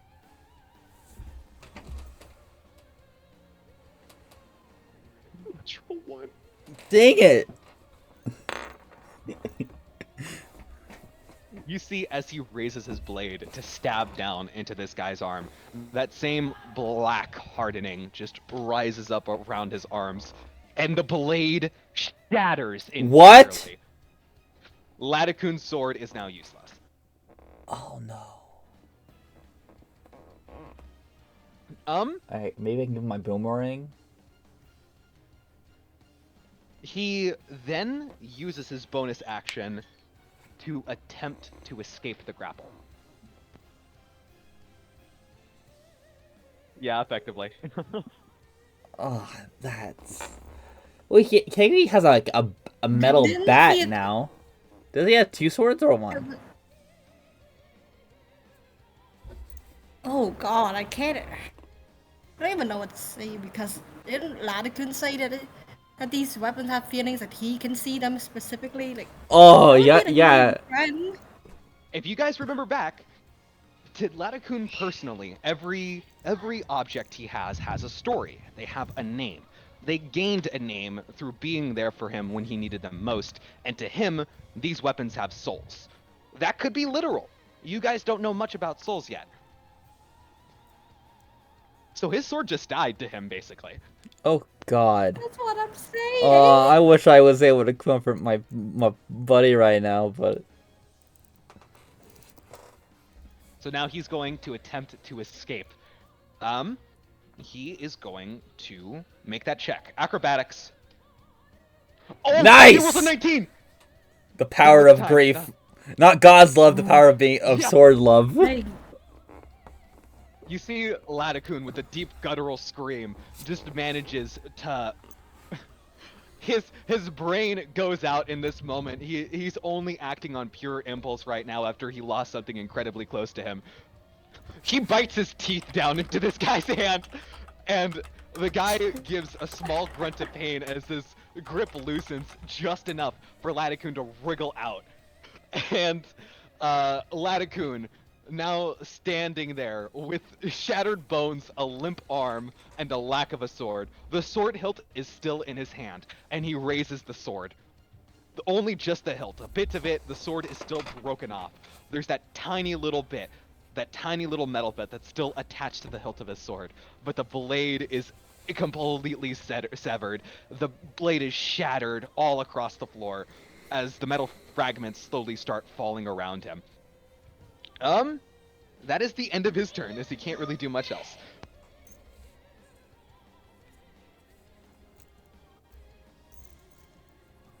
So that's now going to be the fused turn.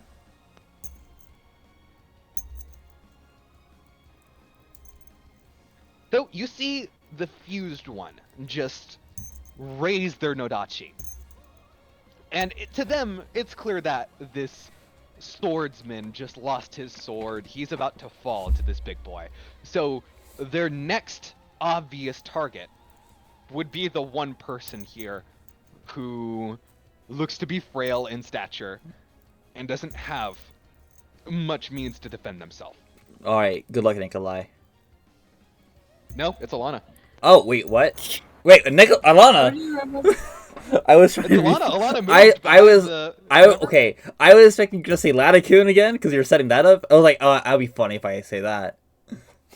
Then you freaking, reverse carded me. why did you immediately assume me? Because frail. Because you are a twink. Yeah, that's true. I just said yes to say yes. I can't believe you guys do this to me.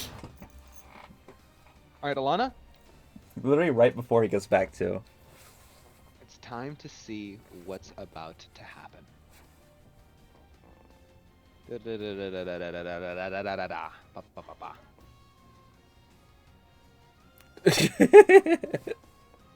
Exactly.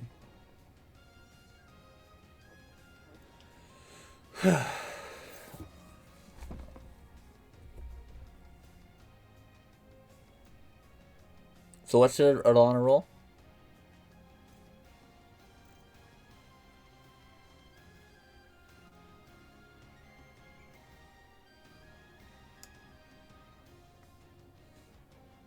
What's your HP at, Roughing It? Oh, you'll be fine. Alright. It's time to roll the hit. Well, that is not the right thing to do. The world starts glitching. Why did... Miss. Is that a miss? That was funny, Roughing It. That's a miss! Yeah? No, it's not a miss, actually. Miss. That meets her AC. What? Alana has an AC of 14. Dang it. Yo. Rebuke. Not 10? Yes, not 10. Nat 10 for a total of 12 fire damage. It needs to make a dexterity saving throw. Bonus roll.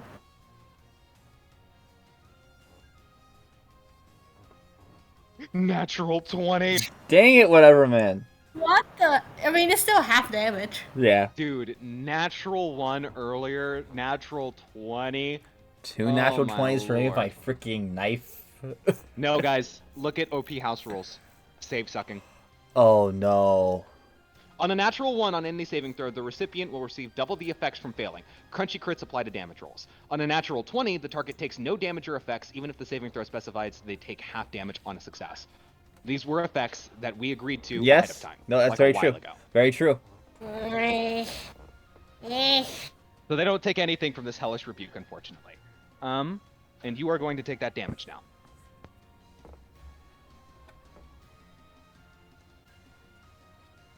Oh. Wow. 13 slashing damage, Alana, you take as this big ass sword just cuts into you twice over.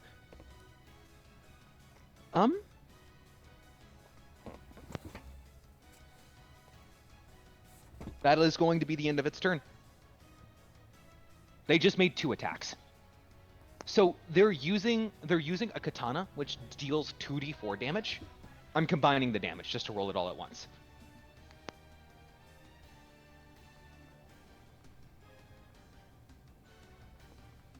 So that's going to be a total of... It's Dennis's turn now. Sweet. Dennis enters the fight. We're gonna see what he can do. Remember what? If he's as good a swordsman as I'm pretty sure he is, he can do a lot of weird stuff. Because swords Alright, are so- weird in One Piece. Yes, this is true. So you all see Dennis just start charging forth. To Alana, to Latikun, they don't necessarily... They know of the man, they don't recognize his fighting style per se, but they see him just draw 2 swords, one katana and one wakizashi, as he rushes forward. He, in a whirlwind of strikes, is going to begin slashing deep into this big boy. He's going to try hitting him as hard as he can. He also attacks Latikun. Yes, this is canon.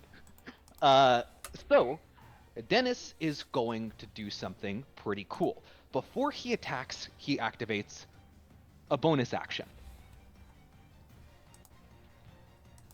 Give me 1 second to look something up real quick. Do-do-do.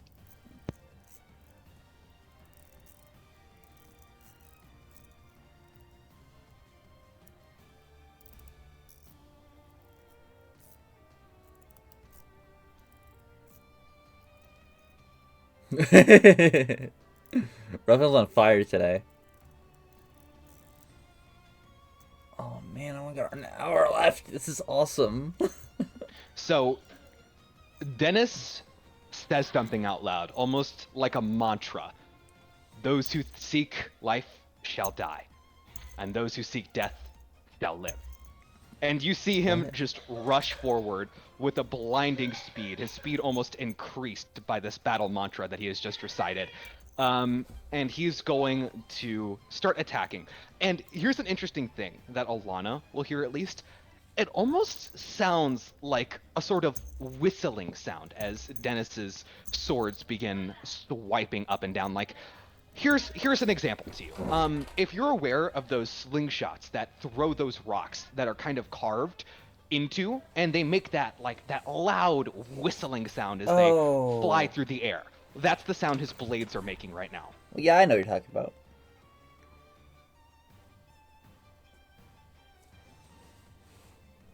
And this is going to be, he's going to make 3 attacks. And they're gonna be doing a cool thing. Do-do-do. First attack. 15! Oh my god. Dang it, Dad. I honestly like after when an NPC does a cool thing Oh, and then they shit. just entirely. Okay, Oh no, he's just. that's a total of 24 for the first attack. Oh no. Did not oh, expect no. him to need to use that so soon, but he has. Okay, so you see the first sword strike is just that whistling sound just gets louder as with his katana, it just slices through the big boy with a heavy blow. This is, however, the least strong of his 3 attacks.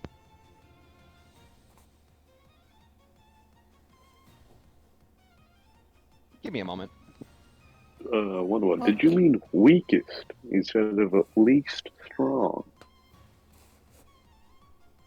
And who's he attacking? The big guy? Yeah, he attacked this big guy. Cool. Large individual. This first attack is the weakest of his 3. He rolls max damage, Let's go! and due to the ability of his Song of the Sword, he adds that D10 Holy he rolled crap. to the damage as well, That's awesome. for a total of 22 damage on his first attack. His second attack is going to be made. That doesn't hit! Dang it. So He said you, we. you see the first strike just cleaves through this man entirely, leaving a large gash in his chest. The second strike with the wakizashi comes up, but it tinks off of this man's skin as his skin hardens once more from a clear use of armament hockey. Dennis's flurry, his Song of Swords, is stopped in its tracks. He is going to make no more further attacks. Yeah, I think Barry would know. I think Barry would know. Actually, I'm taking inspiration from a few things right now. A lot A few of things. them have the exact same kind of premise, but yeah, I'm taking inspiration from a few things. It's Coyote turn. So it's Coyote time. Coyote, he does something very interesting. You see the gun in his hand. He draws it out of the holster once more, and instead of firing it, you see him empty the chambers of his revolver. He packs something into it, he flicks it closed, and then he throws the revolver. See Okay, you guys in a bit. okay. I'm gonna do Coyote's turn, then we'll take a small break. I do only have an hour left, what, just so you know. Okay, good. We'll take a small break just to... Oh, damn, we should have asked ET how long they've been. Yeah. Okay, question. Are we going to take a break here, guys? Wait for ET to get back, or should we just continue because Sparks has an hour left? Yeah, I only have 1 hour left, so I would like to make as much use of our time as possible. I'd like to continue. Break when ET gets back. Of course. Gets their turn. All right, yeah, I could...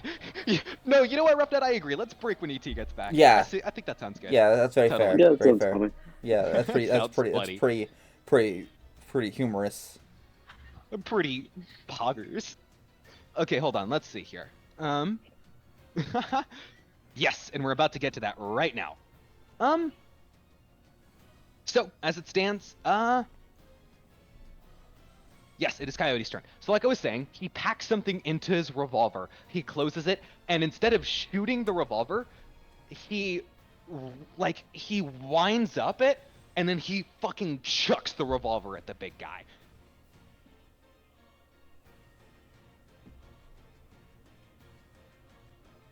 Come on, Coyote. That hits! Let's Nice. go! AC of 16, you love to see it. You see as the revolver hits the big boy square in the jaw. It's like a slow-mo moment as it makes contact with his jaw and he reels from it. Spark alight. And you see just this revolver explode as a shower of shrapnel and gunpowder rains on the big boy. Big Boy is going to take a total of...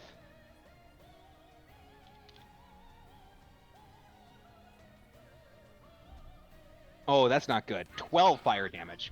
That's kind of shit. Damn it, Coyote.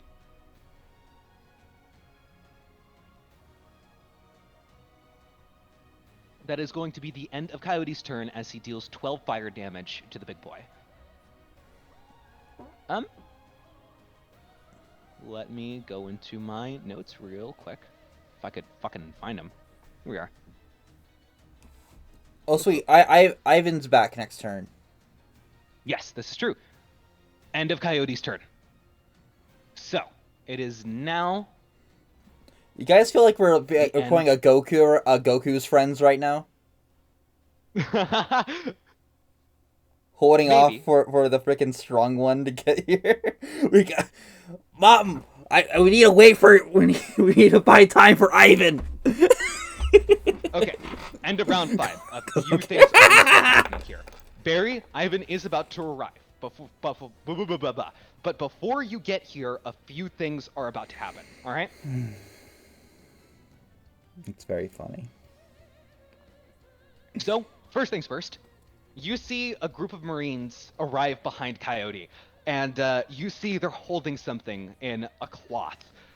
It seems to be a white object, whatever it is, and it's clear that Coyote lost his gun after that. He no longer has a weapon to use. Coyote takes this object that's wrapped in a cloth. He removes the cloth, and he reveals it. A glorious piece. A cowboy-style lever-action repeater rifle. A what? As he takes aim, he readies his turn to fire. Next thing's next. We're going to move on. Next up. So. Give me 1 second.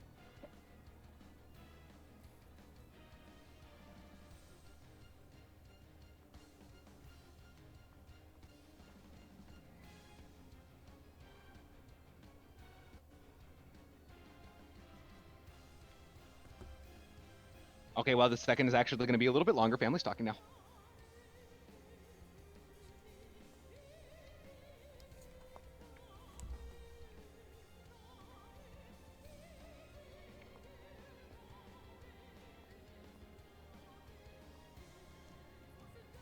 Okay, there we go.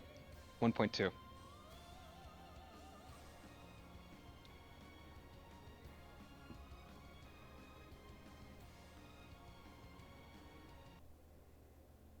Okay. So, start of this turn. Those sigils that were etched into the cloak. For a moment, what were almost nearly imperceptible due to their hue and color, almost blending in impeccably with the cloak's natural colors too. These sigils, these runes, begin to slightly glow as the glow gets more and more intense, slowly but surely over time. They glow further and further and further. As suddenly but surely, energy begins pouring out of these sigils and runes. All of the dead Marines, the dead pirates, all of these things, these corpses that have been slowly building up over the course of the battle, and the corpse of the wizard that was just killed, begin to slowly but surely rise. Their bones creaking as unnatural life fills their corpse. The sound of joints snapping back into place. Where arms were once severed, where legs were once lost, they are now replaced.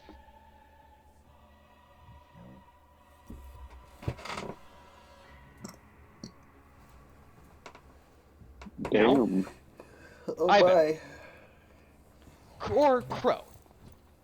At this point, you are right above the cafeteria. You have no idea what's happening right now. Are you ready to make your grand entrance? You know it. You know. Vero points out a specific spot. If you're ready to go. I just run up to the edge of the hole that was created in the ceiling. Looks like you did a lot without me, huh, fellas? And it looks like the dog water death dogs are still here. I'm disappointed, honestly. I thought you'd do more. But hey! Hey, you trash! Look what I got for ya. Delivered right here on the double. As I hold up Delirious. You see Crow. You were expecting to see the same group that Ivan had seen before. Uh, honestly, it's strange to you. You're not really shocked. You don't really get shocked. There are things that just amuse you, right? But this, what you see right here, this ain't fucking funny. That's for damn sure. You see lifeless eyes begin staring at you. So, to describe a solid portion, 25% of the Marines had been lost in the fight. 75% of the pirates had been lost in the fight. Making up for roughly around a lot of zombies that just started rising from the dead.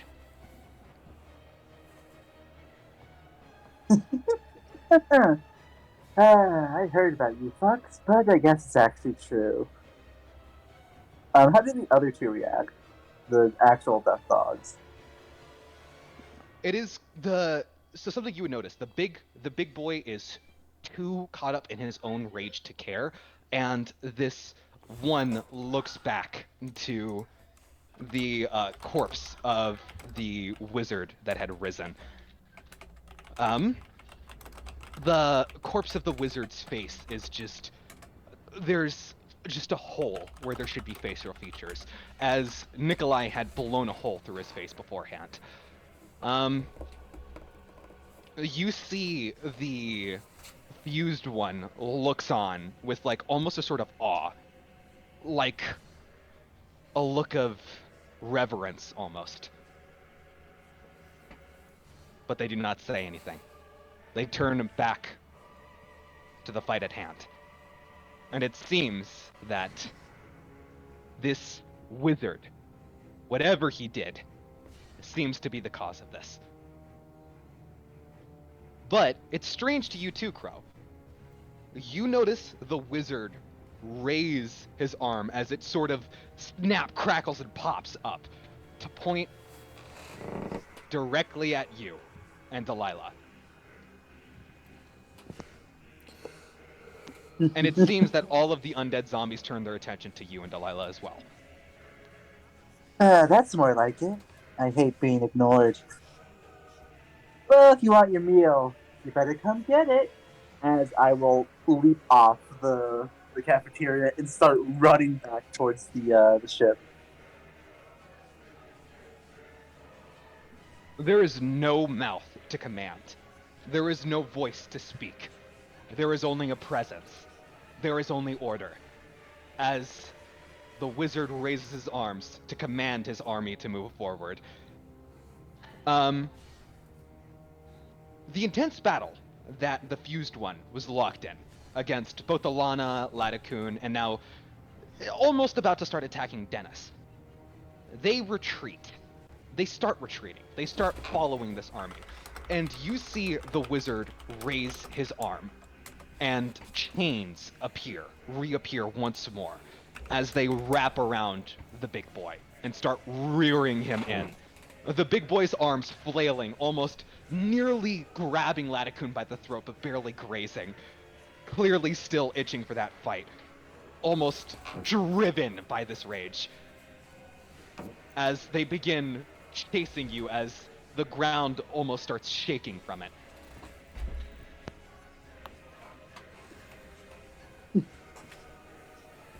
Come on, you can go faster than that, huh? Alright, So now it's time cool. to get back into turn order.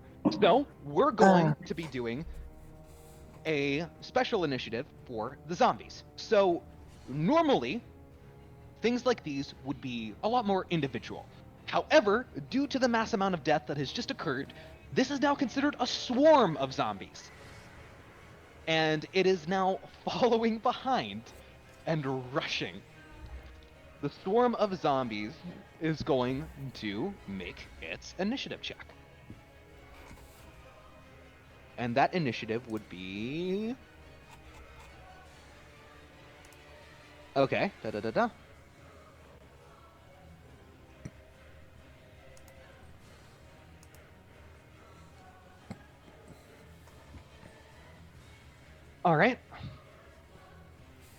For the swarm, it is going to roll a d20 minus 2.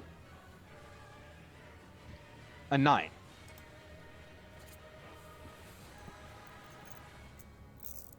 So it's going right after Latticoon, but right before the fused.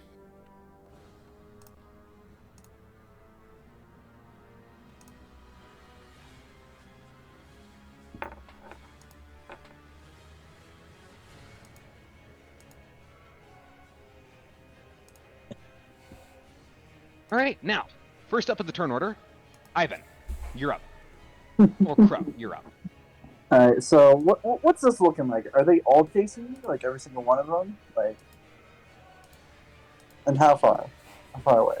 It seems to you that it's clear a majority of the forces in the front is just the zombie swarm and the fused backing the zombie swarm. The wizard and the big boy are the farthest back, and they have not even managed to leave the cafeteria yet as they are mobilizing as one force. That is to say, they are moving, but they're still in the cafeteria, so they are still relevant targets for everyone else to choose to hit. It's a big group. They can't just mobilize and move out all at once like that. Do they look faster than me?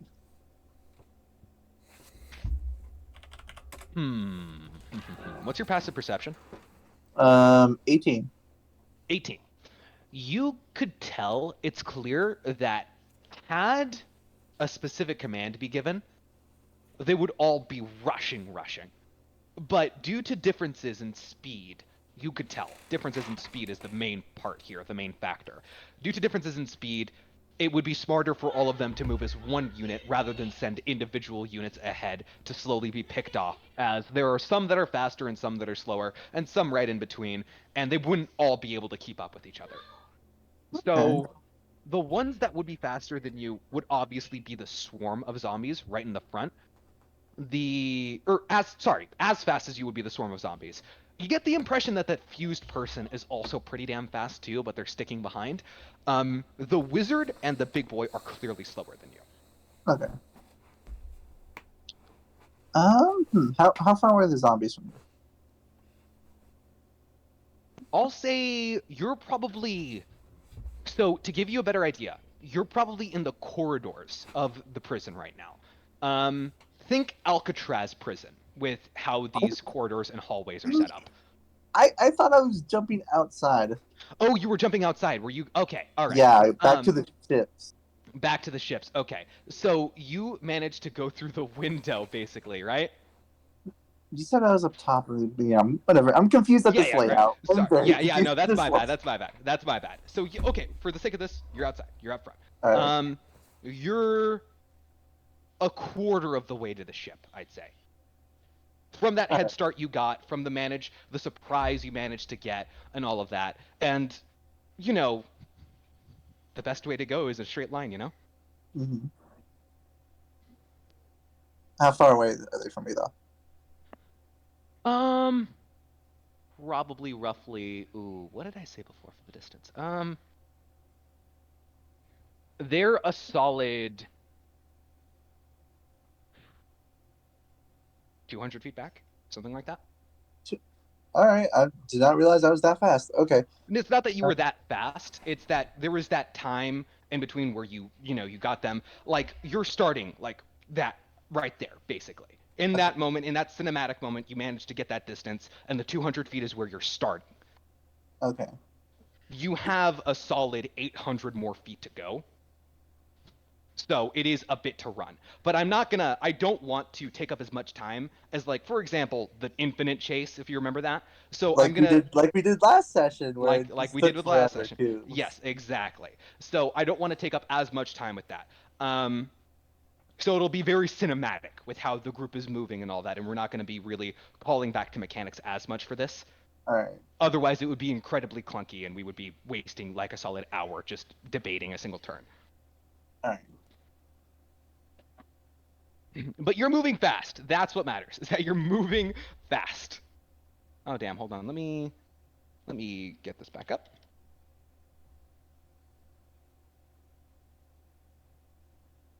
All right, it's your turn. What exactly are you going to be doing? Well, I can't attack them, so I think I'll just continue to run. Just standard 100 feet. Like nothing else I can do. Right, yeah. Okay. Alright, that's fair. I'm doing something. He's doing a thing. Yeah, that's me. I can't do anything else. Next up is me. Next up's Royal. Oh, Royal. Yeah. Oh, So, sorry. to you, Royal, you're kind of surrounded by these corpses that had just risen. Now, Huh. Yeah. there are a few targets you could possibly try going for. Guess what? Fuckboy Wizard's back. Seems to be a moving corpse now. That's cool. That's not cool. But still. You have targets. That's what matters. What do you want to do?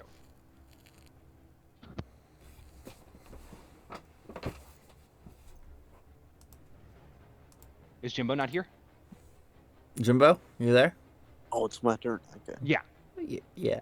Alright, so, he's the zombie wizard being flanked by, does he have people around him? He does have people around him, yes. The swarm of zombies. For shame. Are there any individuals on the battlefield who are, on the enemy team that are not surrounded by allies? I would have to say the Fused, most likely. They haven't had a time to organize yet. The big guy had given the orders, but they're still getting into position. They're starting to move. Priority number 1 then. Alright, Alright, so I'm gonna run up to the Fused. How far away are they? They're a solid, from where you stand, I believe a solid 35 feet.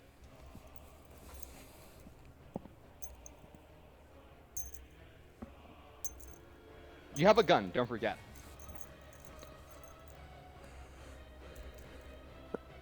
I'll use my bonus action to dash towards the Fuse, Oh, hell yeah.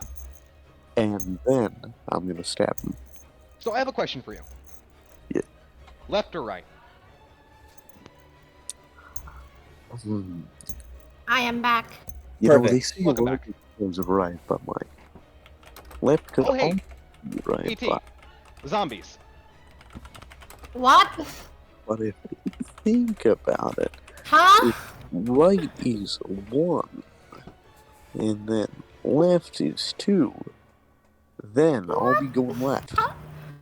Context? So those sigils in the robes of the wizard activated at the end of round 5. At the start of round 6. They began pouring out energy that sort of started filling the various corpses of the battle with unlife, as well as the corpse of the wizard. And they all began rising, slowly but surely, with an unnatural cracking sound as joints began moving that were just dead, that had no more movement. This fight is going to take forever. It's a cinematic fight. It's gonna be a bit. I'm sorry if this fight is dragging on very much, but it's like I've been planning for this I'm for just a while. afraid that it's gonna drag on to another session. Sparks, how long do you have? An hour. You had an hour like 20 minutes ago, didn't you? Oh, okay. I gotta go at 10:53 your time. What? 10:53 my time? At 10 like 45 your time. 10:45. All right. Okay, Yeah. no, that's pretty good. Yeah, I don't have much time on my end, so I think I might beep after my turn ends. What are these dead dogs? All right. So Jimbo, you can make the attack roll now. Yep, okay. Yeah, just left. Does that do anything, or? You can roll an attack now. Okay. You chose left. Hits. You deal 10 damage. Do you have sneak attack from this? Yeah, he's alone, as you said earlier. Okay. Total of 24. And one more thing before I go. Yeah? Yep. Okay, see ya. Have a good one, y'all. Good night, All to the Jimbo. left. All right. Yeah, also to left. Yep, Alright, got it. Catch me up, like, after this set, because I'm probably gonna go sleep now. You Anyways, got it. have a good one. Yep, bye. Yeah. Have a good night, Jimbo. Bye bye. But good job. Hi, Timbo. Alright, got it. Damn, I guess we're not ending it tonight. Fuck. Okay, so alright, hold on. Let me hold on. Let me check. Total of that much damage. Same time, what? I think out of all our combats, this has definitely been my favorite, I feel. Cool. Yeah. I had been meaning to do shit for this. So Royal managed to make that distance, close that distance incredibly quickly. As he raises Splendor, he manages to get a good slice to the left side. It seems to send the fused one reeling, as then he takes the dagger and pierces where the heart would normally be. And as he makes that contact, he deals the damage necessary to kill the left side.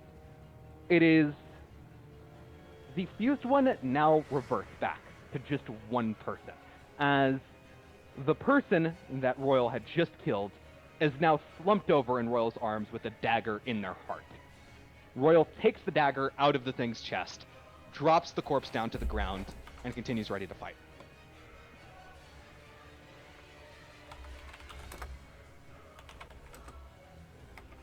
So, Vincent, you're up. Yeah. Maybe like the 50 ships part surrounding our boat is a bit much, but I think like combat-wise, I think It's it's not alright. 50 ships, it's 5. Wait, 5? Yeah. I heard 50. 50. Oh shit, hold on. Oh shit, hold on. If it's 5, that's much better. I'll take 5. It's not as much as 50, I can tell you. There is a sort Yeah. of fleet. There is a bit Yeah. more than 5, but it's not like 50. Alright. I under-exaggerated with saying 5, but it's definitely not 50. It's all good. So how's Mom looking? Is she looking relaxed now that the wizard left? So, it's clear that you're just, it's like this moment is just, there's no chaos around you. There's no anxiety. There's nothing, there's no fight going on. It's just you and your mom right now. Yeah. She seems to take a deep, invaded breath as her voice trembles a little bit. And she just asks, not maybe you, but maybe to just generally, she just asks, is everything going to be alright? I don't Is know. everything going to be okay? My ship's being surrounded right now. I don't know. This has happened. I know as little as you do, but my crew's in danger, and I need to save them. I just didn't want you to do anything you regretted, so I made sure to stop you the best way I could. Am I a bad person? I can't answer that, but there's always a chance to change and become better. Everyone has that possibility. Everyone has the option. You just need to be strong enough to grab it, to work for it, to strive to become even though if you make bad choices, if you make a bad decision that you can always move past it and become stronger from it. You can make me a persuasion check at advantage. Thank you.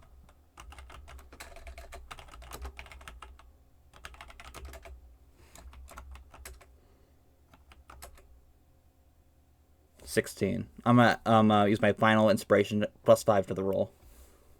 For a 21 total? Yes. I think the music cut out perfect time for this. Yeah, I was gonna say, that was like amazing timing for the music to cut out there. It's like the opposite of when the theme song starts to play. Yeah, exactly. She just says, I've done so many bad things. I've hurt so many people. More than half of them probably didn't even deserve it.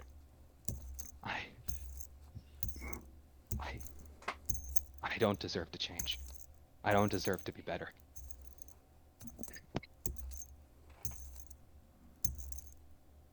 Then how about we start doing some good?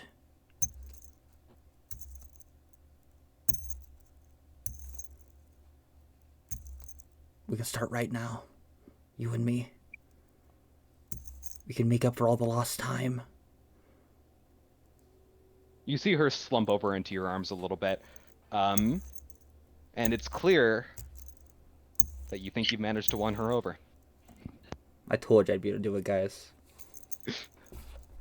And it was So yeah. obviously you didn't just fix everything. Yeah, I with know. this, I know. But this is a good first step. Yeah. She slowly rises as she managed to kind of almost lose her balance from this. I make sure to hold her. Make sure she doesn't fall. Yeah, she says, I'm not a good person. I'm a bad person. I've done bad things. I've done terrible things. For years. I don't even know if this is real right now. Maybe this is a dream. And when I wake up, it'll just be worse. Be better. It's not a dream, it's a nightmare, that's clear. But maybe it's something I can break out of if I try to do good. If I try to be good.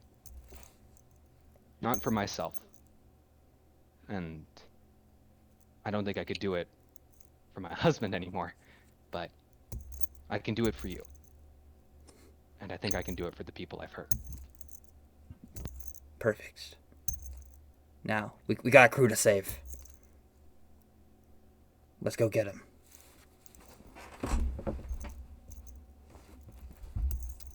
Barry, that's a good point. So, yes. All right.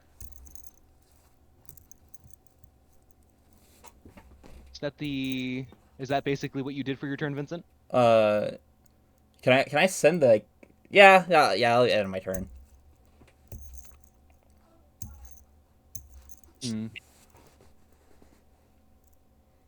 All right, end of your turn. Yep. So it's clear to you right now, Vincent. You don't think Maggie is gonna be good to do much in the moment. Yeah. Have you ever heard of the term cognitive dissonance before? Yeah, I have. She is an incredibly confused state right now. She's basically grasping at straws right now. She's almost making a plea to you, to the people she's done wrong. It's clear you managed to snap her out of something, but she's still in muddied waters. She's still obscured. Her brain is obscured a little bit, if that makes sense. It's maybe something to do with the lack of sanity. Maybe possibly the years of things she had done, the things she has repressed, all catching up to her at once. She is barely coming to grips with this, as she is barely able to stand. Next up in the turn order, Delirious. So you just see her start shouting, like, basically as like, holy shit, holy shit. Just fucking looking back, like, just as Crow, as you start running ahead, and like she's looking back, like, as you're kind of running, and they aren't chasing you yet, but like it's terrifying basically to her. I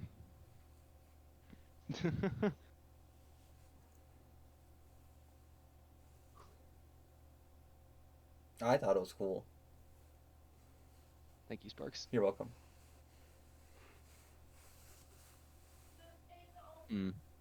So is that her turn? Is that her turn? Just screaming? It's just screaming. No. So here's the question for you, Crow. Are you holding on to her, or are you going to let her try running too? Like hell, I'm gonna let her run. Like, You see her pack something into her gun arm, point back, and just as she launches, just a splash of flame. She seems to have launched some kind of caustic chemical that just is setting things afire. You now have a sort of wall of fire behind you. Not exactly like the spell, but like, you get what I mean. She effectively just threw a Molotov cocktail.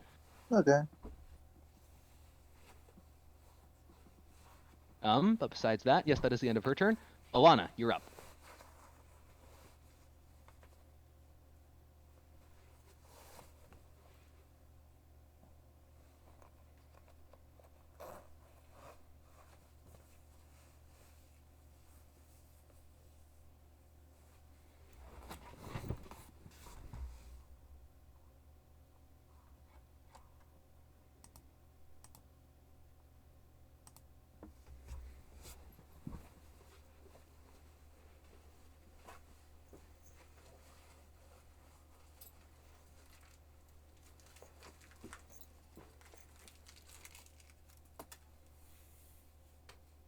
Tizzy.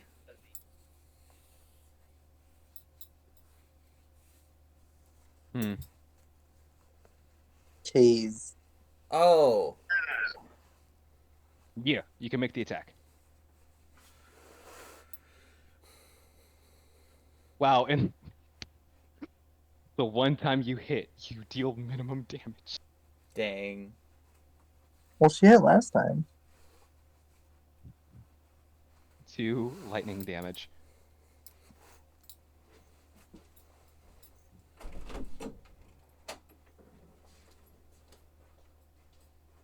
+3 for hockey for a total of 5. Let me calculate that. All right.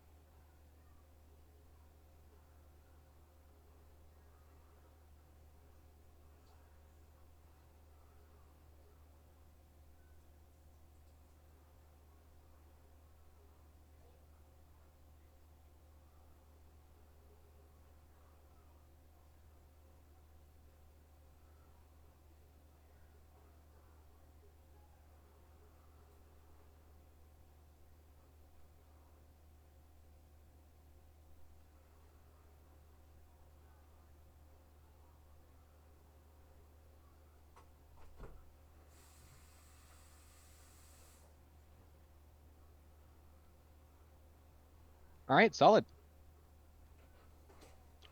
Next up in the turn order. Nikolai, you're up. So, recap of everything that went on. The zombies now, does that impact anything? Huh? So effectively, Crow and Delirious had finally shown their face, and it's clear that these guys are after Delirious. For some reason. You're still not completely sure about it, but it's obvious they're probably after her because she's Tiberius. The army is no longer, well, I say army. The group of death dogs are no longer exactly preoccupied with fighting you guys anymore specifically. They are all trying to leave and catch up to Ivan and Delirious. What they did was to move this fight out of this cafeteria, to move it out, to kind of move the combatants slowly but surely. I'm telling you this, Nikolai, because you probably have that kind of insight from what you've been seeing through Vero and just overall understanding of your surroundings. So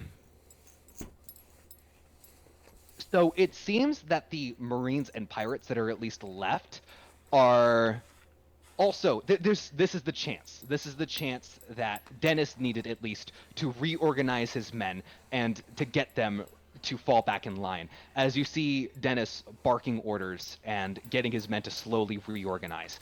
The pirates, however, are still left chaotic as their leader in Maggie is currently kind of, well, yeah, that's happening. But as it stands, largely everybody's moving out. Or attempting to, at least. I see. So I guess in the who's left here is the Fuse Grants and the big boy. Right, so what happened to the Fused was Royal managed to kill one side of the Fused. What remains is just the one grunt who was there before that fused with the other one. So the Fused is out of the fight, basically. There's the one grunt if you want to put them down too. But at this point, they're probably not worth dealing with. Yeah, I'll probably just go for the big boy, I guess.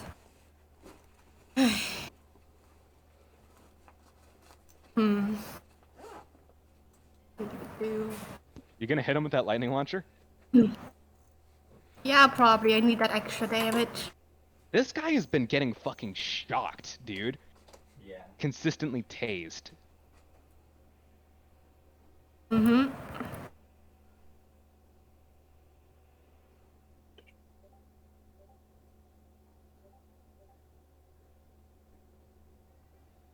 Hmm. I use hack to add a +3 to that.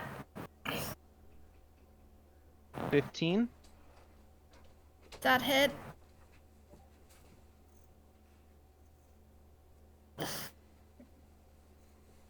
No, it does not. Oh, fuck. I'm just not having a good time. Just not having a good time. I can't do anything else, so I guess that's my turn. You could bonus action dash and try catching up to where the exit is and try moving ahead of them too. Possibly. I don't know what's going on with the left. Hmm.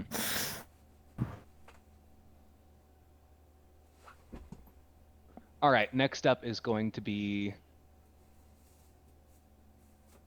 the wizard who had just reanimated right now is clearly well, would you call a reanimated person healthy? You wouldn't necessarily. He's stumbling, incredibly stumbling, and Nikolai, you can also tell this, like, you blew a hole through his fucking face. Slowly but surely, he is moving up, and he is kind of yanking the chain that he had just created around the big boy to kind of start pulling him back too, as they are slowly but surely moving to the exit to catch up with Ivan. That's the end of his turn. Big boy's turn. He's going to, not willingly and very begrudgingly, start catching up to the leader who is pulling at his chain, as he starts leading ahead of the wizard as they begin moving forward out of the cafeteria.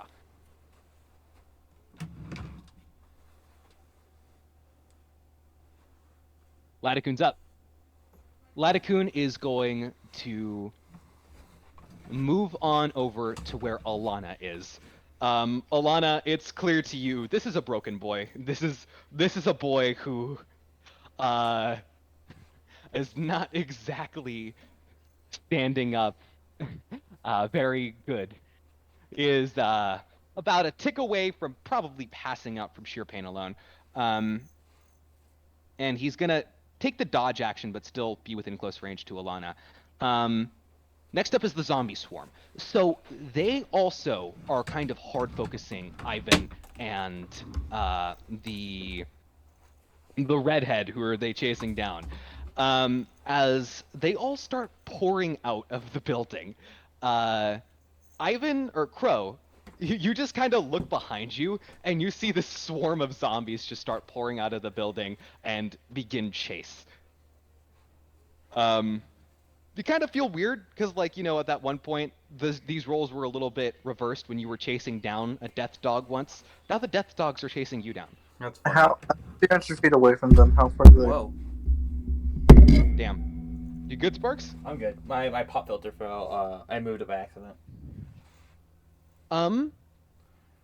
They seem to get up to that spot where there's just that trail of fire that Delilah had left. Typically, how fast? Just please. Huh? Could you repeat? Typically, how fast? Please. They probably just moved 50 feet. Alright. Like, you're so weird with movement. Like, just tell me movement. Isn't that much of I'm sorry, bro. I'm sorry. like, it's not that big of a deal. It's movement. It's movement speed. Yes, 50 feet. Sorry. It's because I was also trying to use that time to stall so I could look up their speed exactly. Yes. So that is the end of their turns. They are actually in the fire, though. So they need to make a...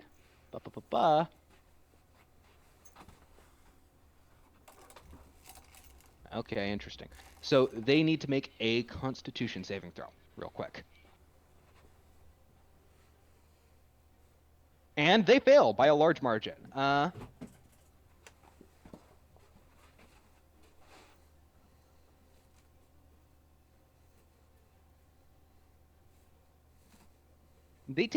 The swarm takes 8 fire damage as it walks through. Just, these zombies are unrelenting. They are not stopped by fire. They do not appear to react to being set on aflame either. But as they do walk through the fire, it is clear that the fire is slowly jumping from zombie to zombie as they pass through it. As them being in close proximity to each other, they're rubbing up against each other, they're bumping into each other. The fire is slowly but surely spreading, as they are now set ablaze. Nice. And we're gonna now go to the grunt's turn. The single grunt sees all this shit, and hold on, let me do something. We're just gonna. They see all of this shit happening, and rather than following the front, they just start booking it further into the prison to maybe try finding a better way out. But it's clear they just abandoned the main army. The other person just died. It's clear they don't want a piece of whatever the fuck's going on here, as they use their action and bonus action to dash out, getting out of the cafeteria. Alright. Are you gonna do every turn until we get to the ship? Because that's like 7 more turns. Oh, of course not, dude. What the fuck? No. Hell no. Like, that's the direction you're going. That is, like, the worst thing to do, dude. That's like sadomasochism on an insane scale. Okay. Just making Dennis, sure. yeah, we're gonna speed this up a little bit. Dennis and Coyote both spend their turns organizing their forces a little bit better, as it's clear that this is a spot. This is a moment they have where they can actually take a chance to get everybody to come together and kind of stop the infighting, stop any kind of fighting that's going on. It's clear that, you know, there were a few Marines and pirates fighting against the zombies, but it's clear that the zombies are not fighting back. So Dennis and Coyote order the few men who are still fighting to stand down and to regroup. And they begin moving out as well. They aren't moving out yet. They're not like right behind, but they're getting prepared to. As we end this, we are now at the end of the turn order entirely. Ivan and Delilah, Crow and Delilah, you are running even further, even absolutely further, as you are now probably roughly.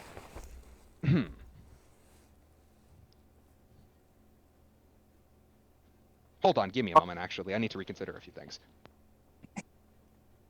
I need to watch what I say very carefully right now, because I have kind of screwed myself over a little bit. So I need this solid part here is me trying to recover from an insane mistake I had made previously, and seeing if I can pull this off well after kind of shooting myself in the foot. Oh my god. Okay, so end of the turn order. As everybody begins slowly pouring out, everybody gets to action. The few pirates that are left are kind of slowly picking themselves back together, back up and all that. A solid 25% of the total forces of the pirates are left, which is not a lot of men.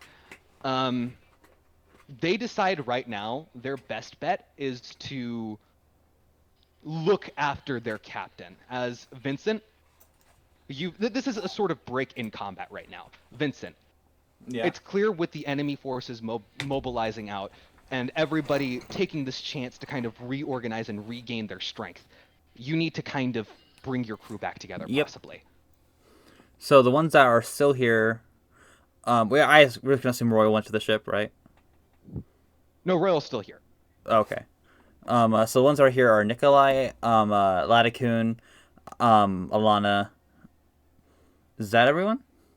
And Royal. and Royal. You had another NPC. No, not another NPC. It was just Ladakun was the only NPC you brought along with Oh, you. okay. Yeah, we had so go to memories over here.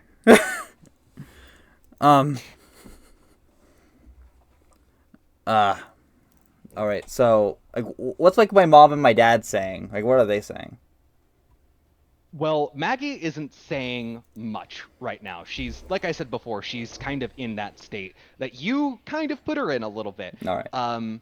But she is overall giving some orders to her men right now. You kind of get the general vibe from like overhearing what the men are talking to. Her pirates are planning a retreat.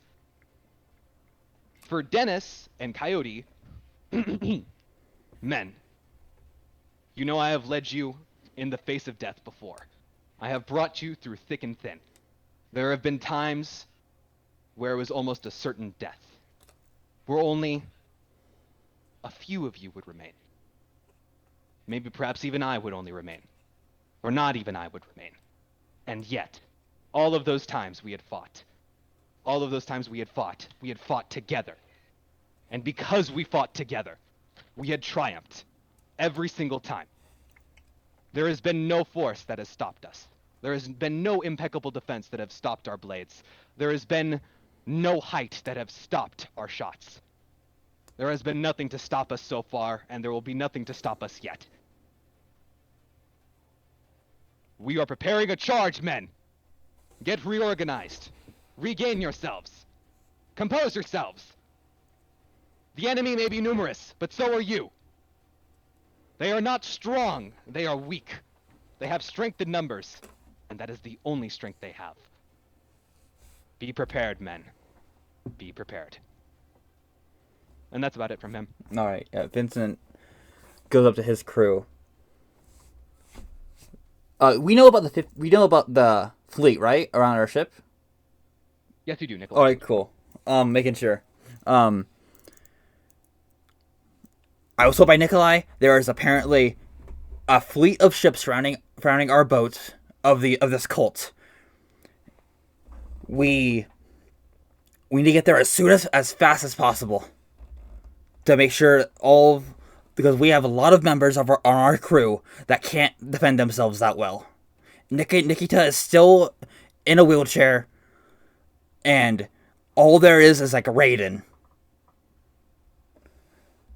We need to hurry. They have strength in large numbers, but we have quality. Let's move.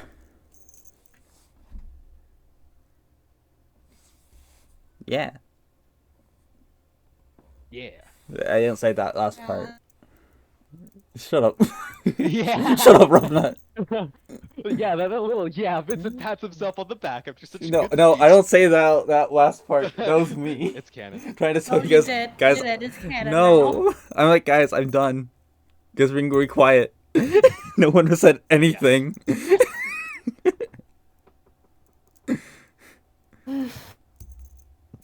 I'm gonna look at my mom like, let's go. All right. Now, all of you manage to form a proper, organized footpath. I You all assume manage to get into a. What's up? I assume like Vincent, Dennis, and Maggie like leading. Yes, effectively. Sweet. It seems that here. Okay, so here's something, Vincent. Sorry. What's up, ET? I was gonna ask where's Vero in all of this. I wanna make sure he's alright too. You look to Vero. You kind of radio him in, and it seems he is up in the skies right now. After he managed to kind of lead Ivan and Delilah here, he managed to retake to the skies to provide a better feed over the entire battlefield for you. Well, how is the feed outside then? How is it now? You can kind of see, actually. There is that ship again. The same ship that you noticed before, the bounty hunter ship.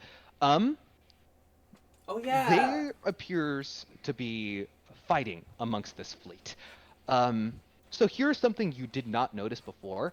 It is clear to you that the fleet that is surrounding the ship directly is the one that is, like, at the most danger.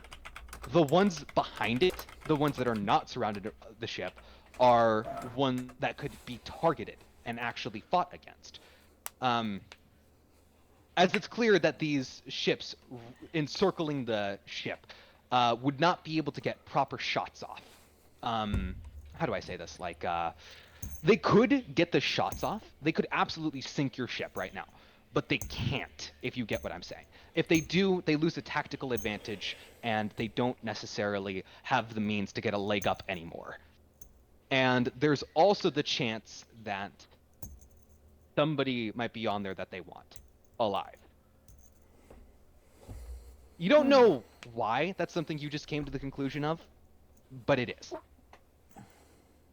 And I report everything back to the crew, mainly Vincent, to catch up on the situation. Thank you.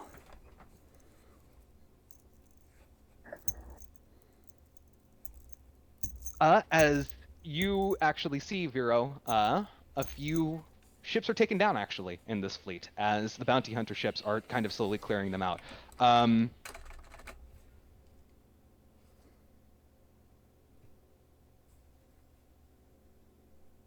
Rep Sparks, welcome back, Sparks. I'm back.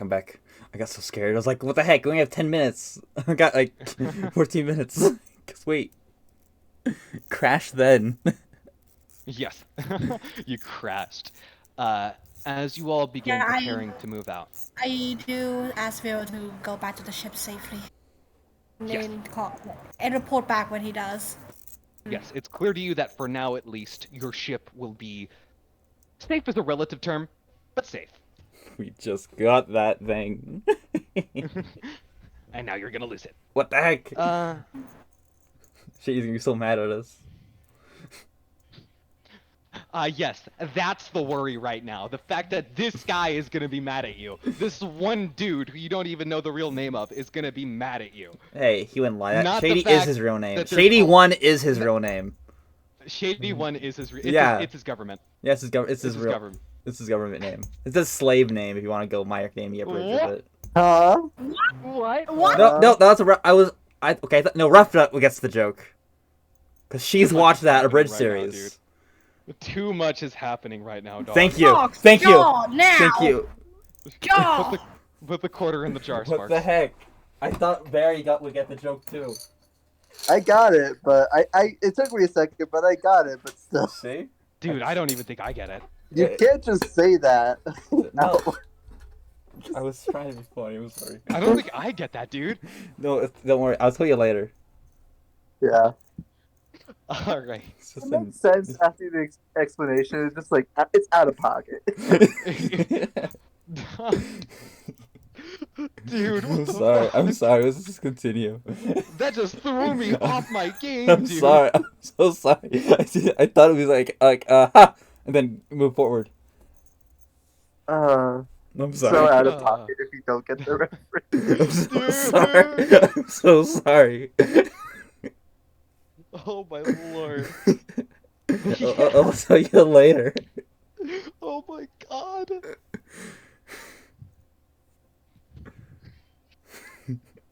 Okay. So back to Crow and Delilah. You guys are the the group of death dogs have the advantage in distance over the rest of the forces who are currently mobilizing. Ivan, you have currently gotten up to roughly 300 feet. You've basically 300 feet away from the prison, so there's 700 more feet there. The overall forces of the death dogs are now roughly 200 feet behind you. To be fast closing in now that they've actually managed to fully mobilize and get out into open space. It's tense, but Krell, Mm-hmm. you've been in weirder situations. Probably. Most definitely. Most definitely you've been in weirder situations. I mean, Yeah, you have. You'll be able to pull out of this. You just have that cheeky confidence. You're a cheeky bastard. I feel like you'll be able to get it. But yes, so what the fuck? What the fuck? Wait, what? What do you Again? mean? That's an actual thing? Oh. Dude, my game I'm You s- didn't wait. That just registered. You don't know? No, You didn't I know? thought it was something that a random YouTube channel made up. Be like, oh my gosh, that's horrible. Wait, please just continue. Dude. Please just continue. I'm Sparks, sorry. Please. I'm sorry. Okay, alright, okay, continuing. Continuing! ET, drop it. The rest of the forces managed to mobilize as well. They are currently behind the Death Dogs now that they've managed to organize, and in subsequent combat turns, the Death Dogs will be able to have a chance to attack Crow. Now that they are properly within range, Crow and Delilah will have a chance to fight back as well. And the exact same case the rest of the mobilized forces who are currently behind the Death Dogs. You guys will have a chance to attack them as well. As everybody begins moving out, as everybody draws their swords, reloads their guns, and readies whatever spirit they might have left, they march on forward, ready to finish this fight. And that's where we're gonna end it for tonight, because Jesus Christ. Long, I don't- long fight. I don't even feel good about this one, I'm not gonna lie. This fight is taking so long.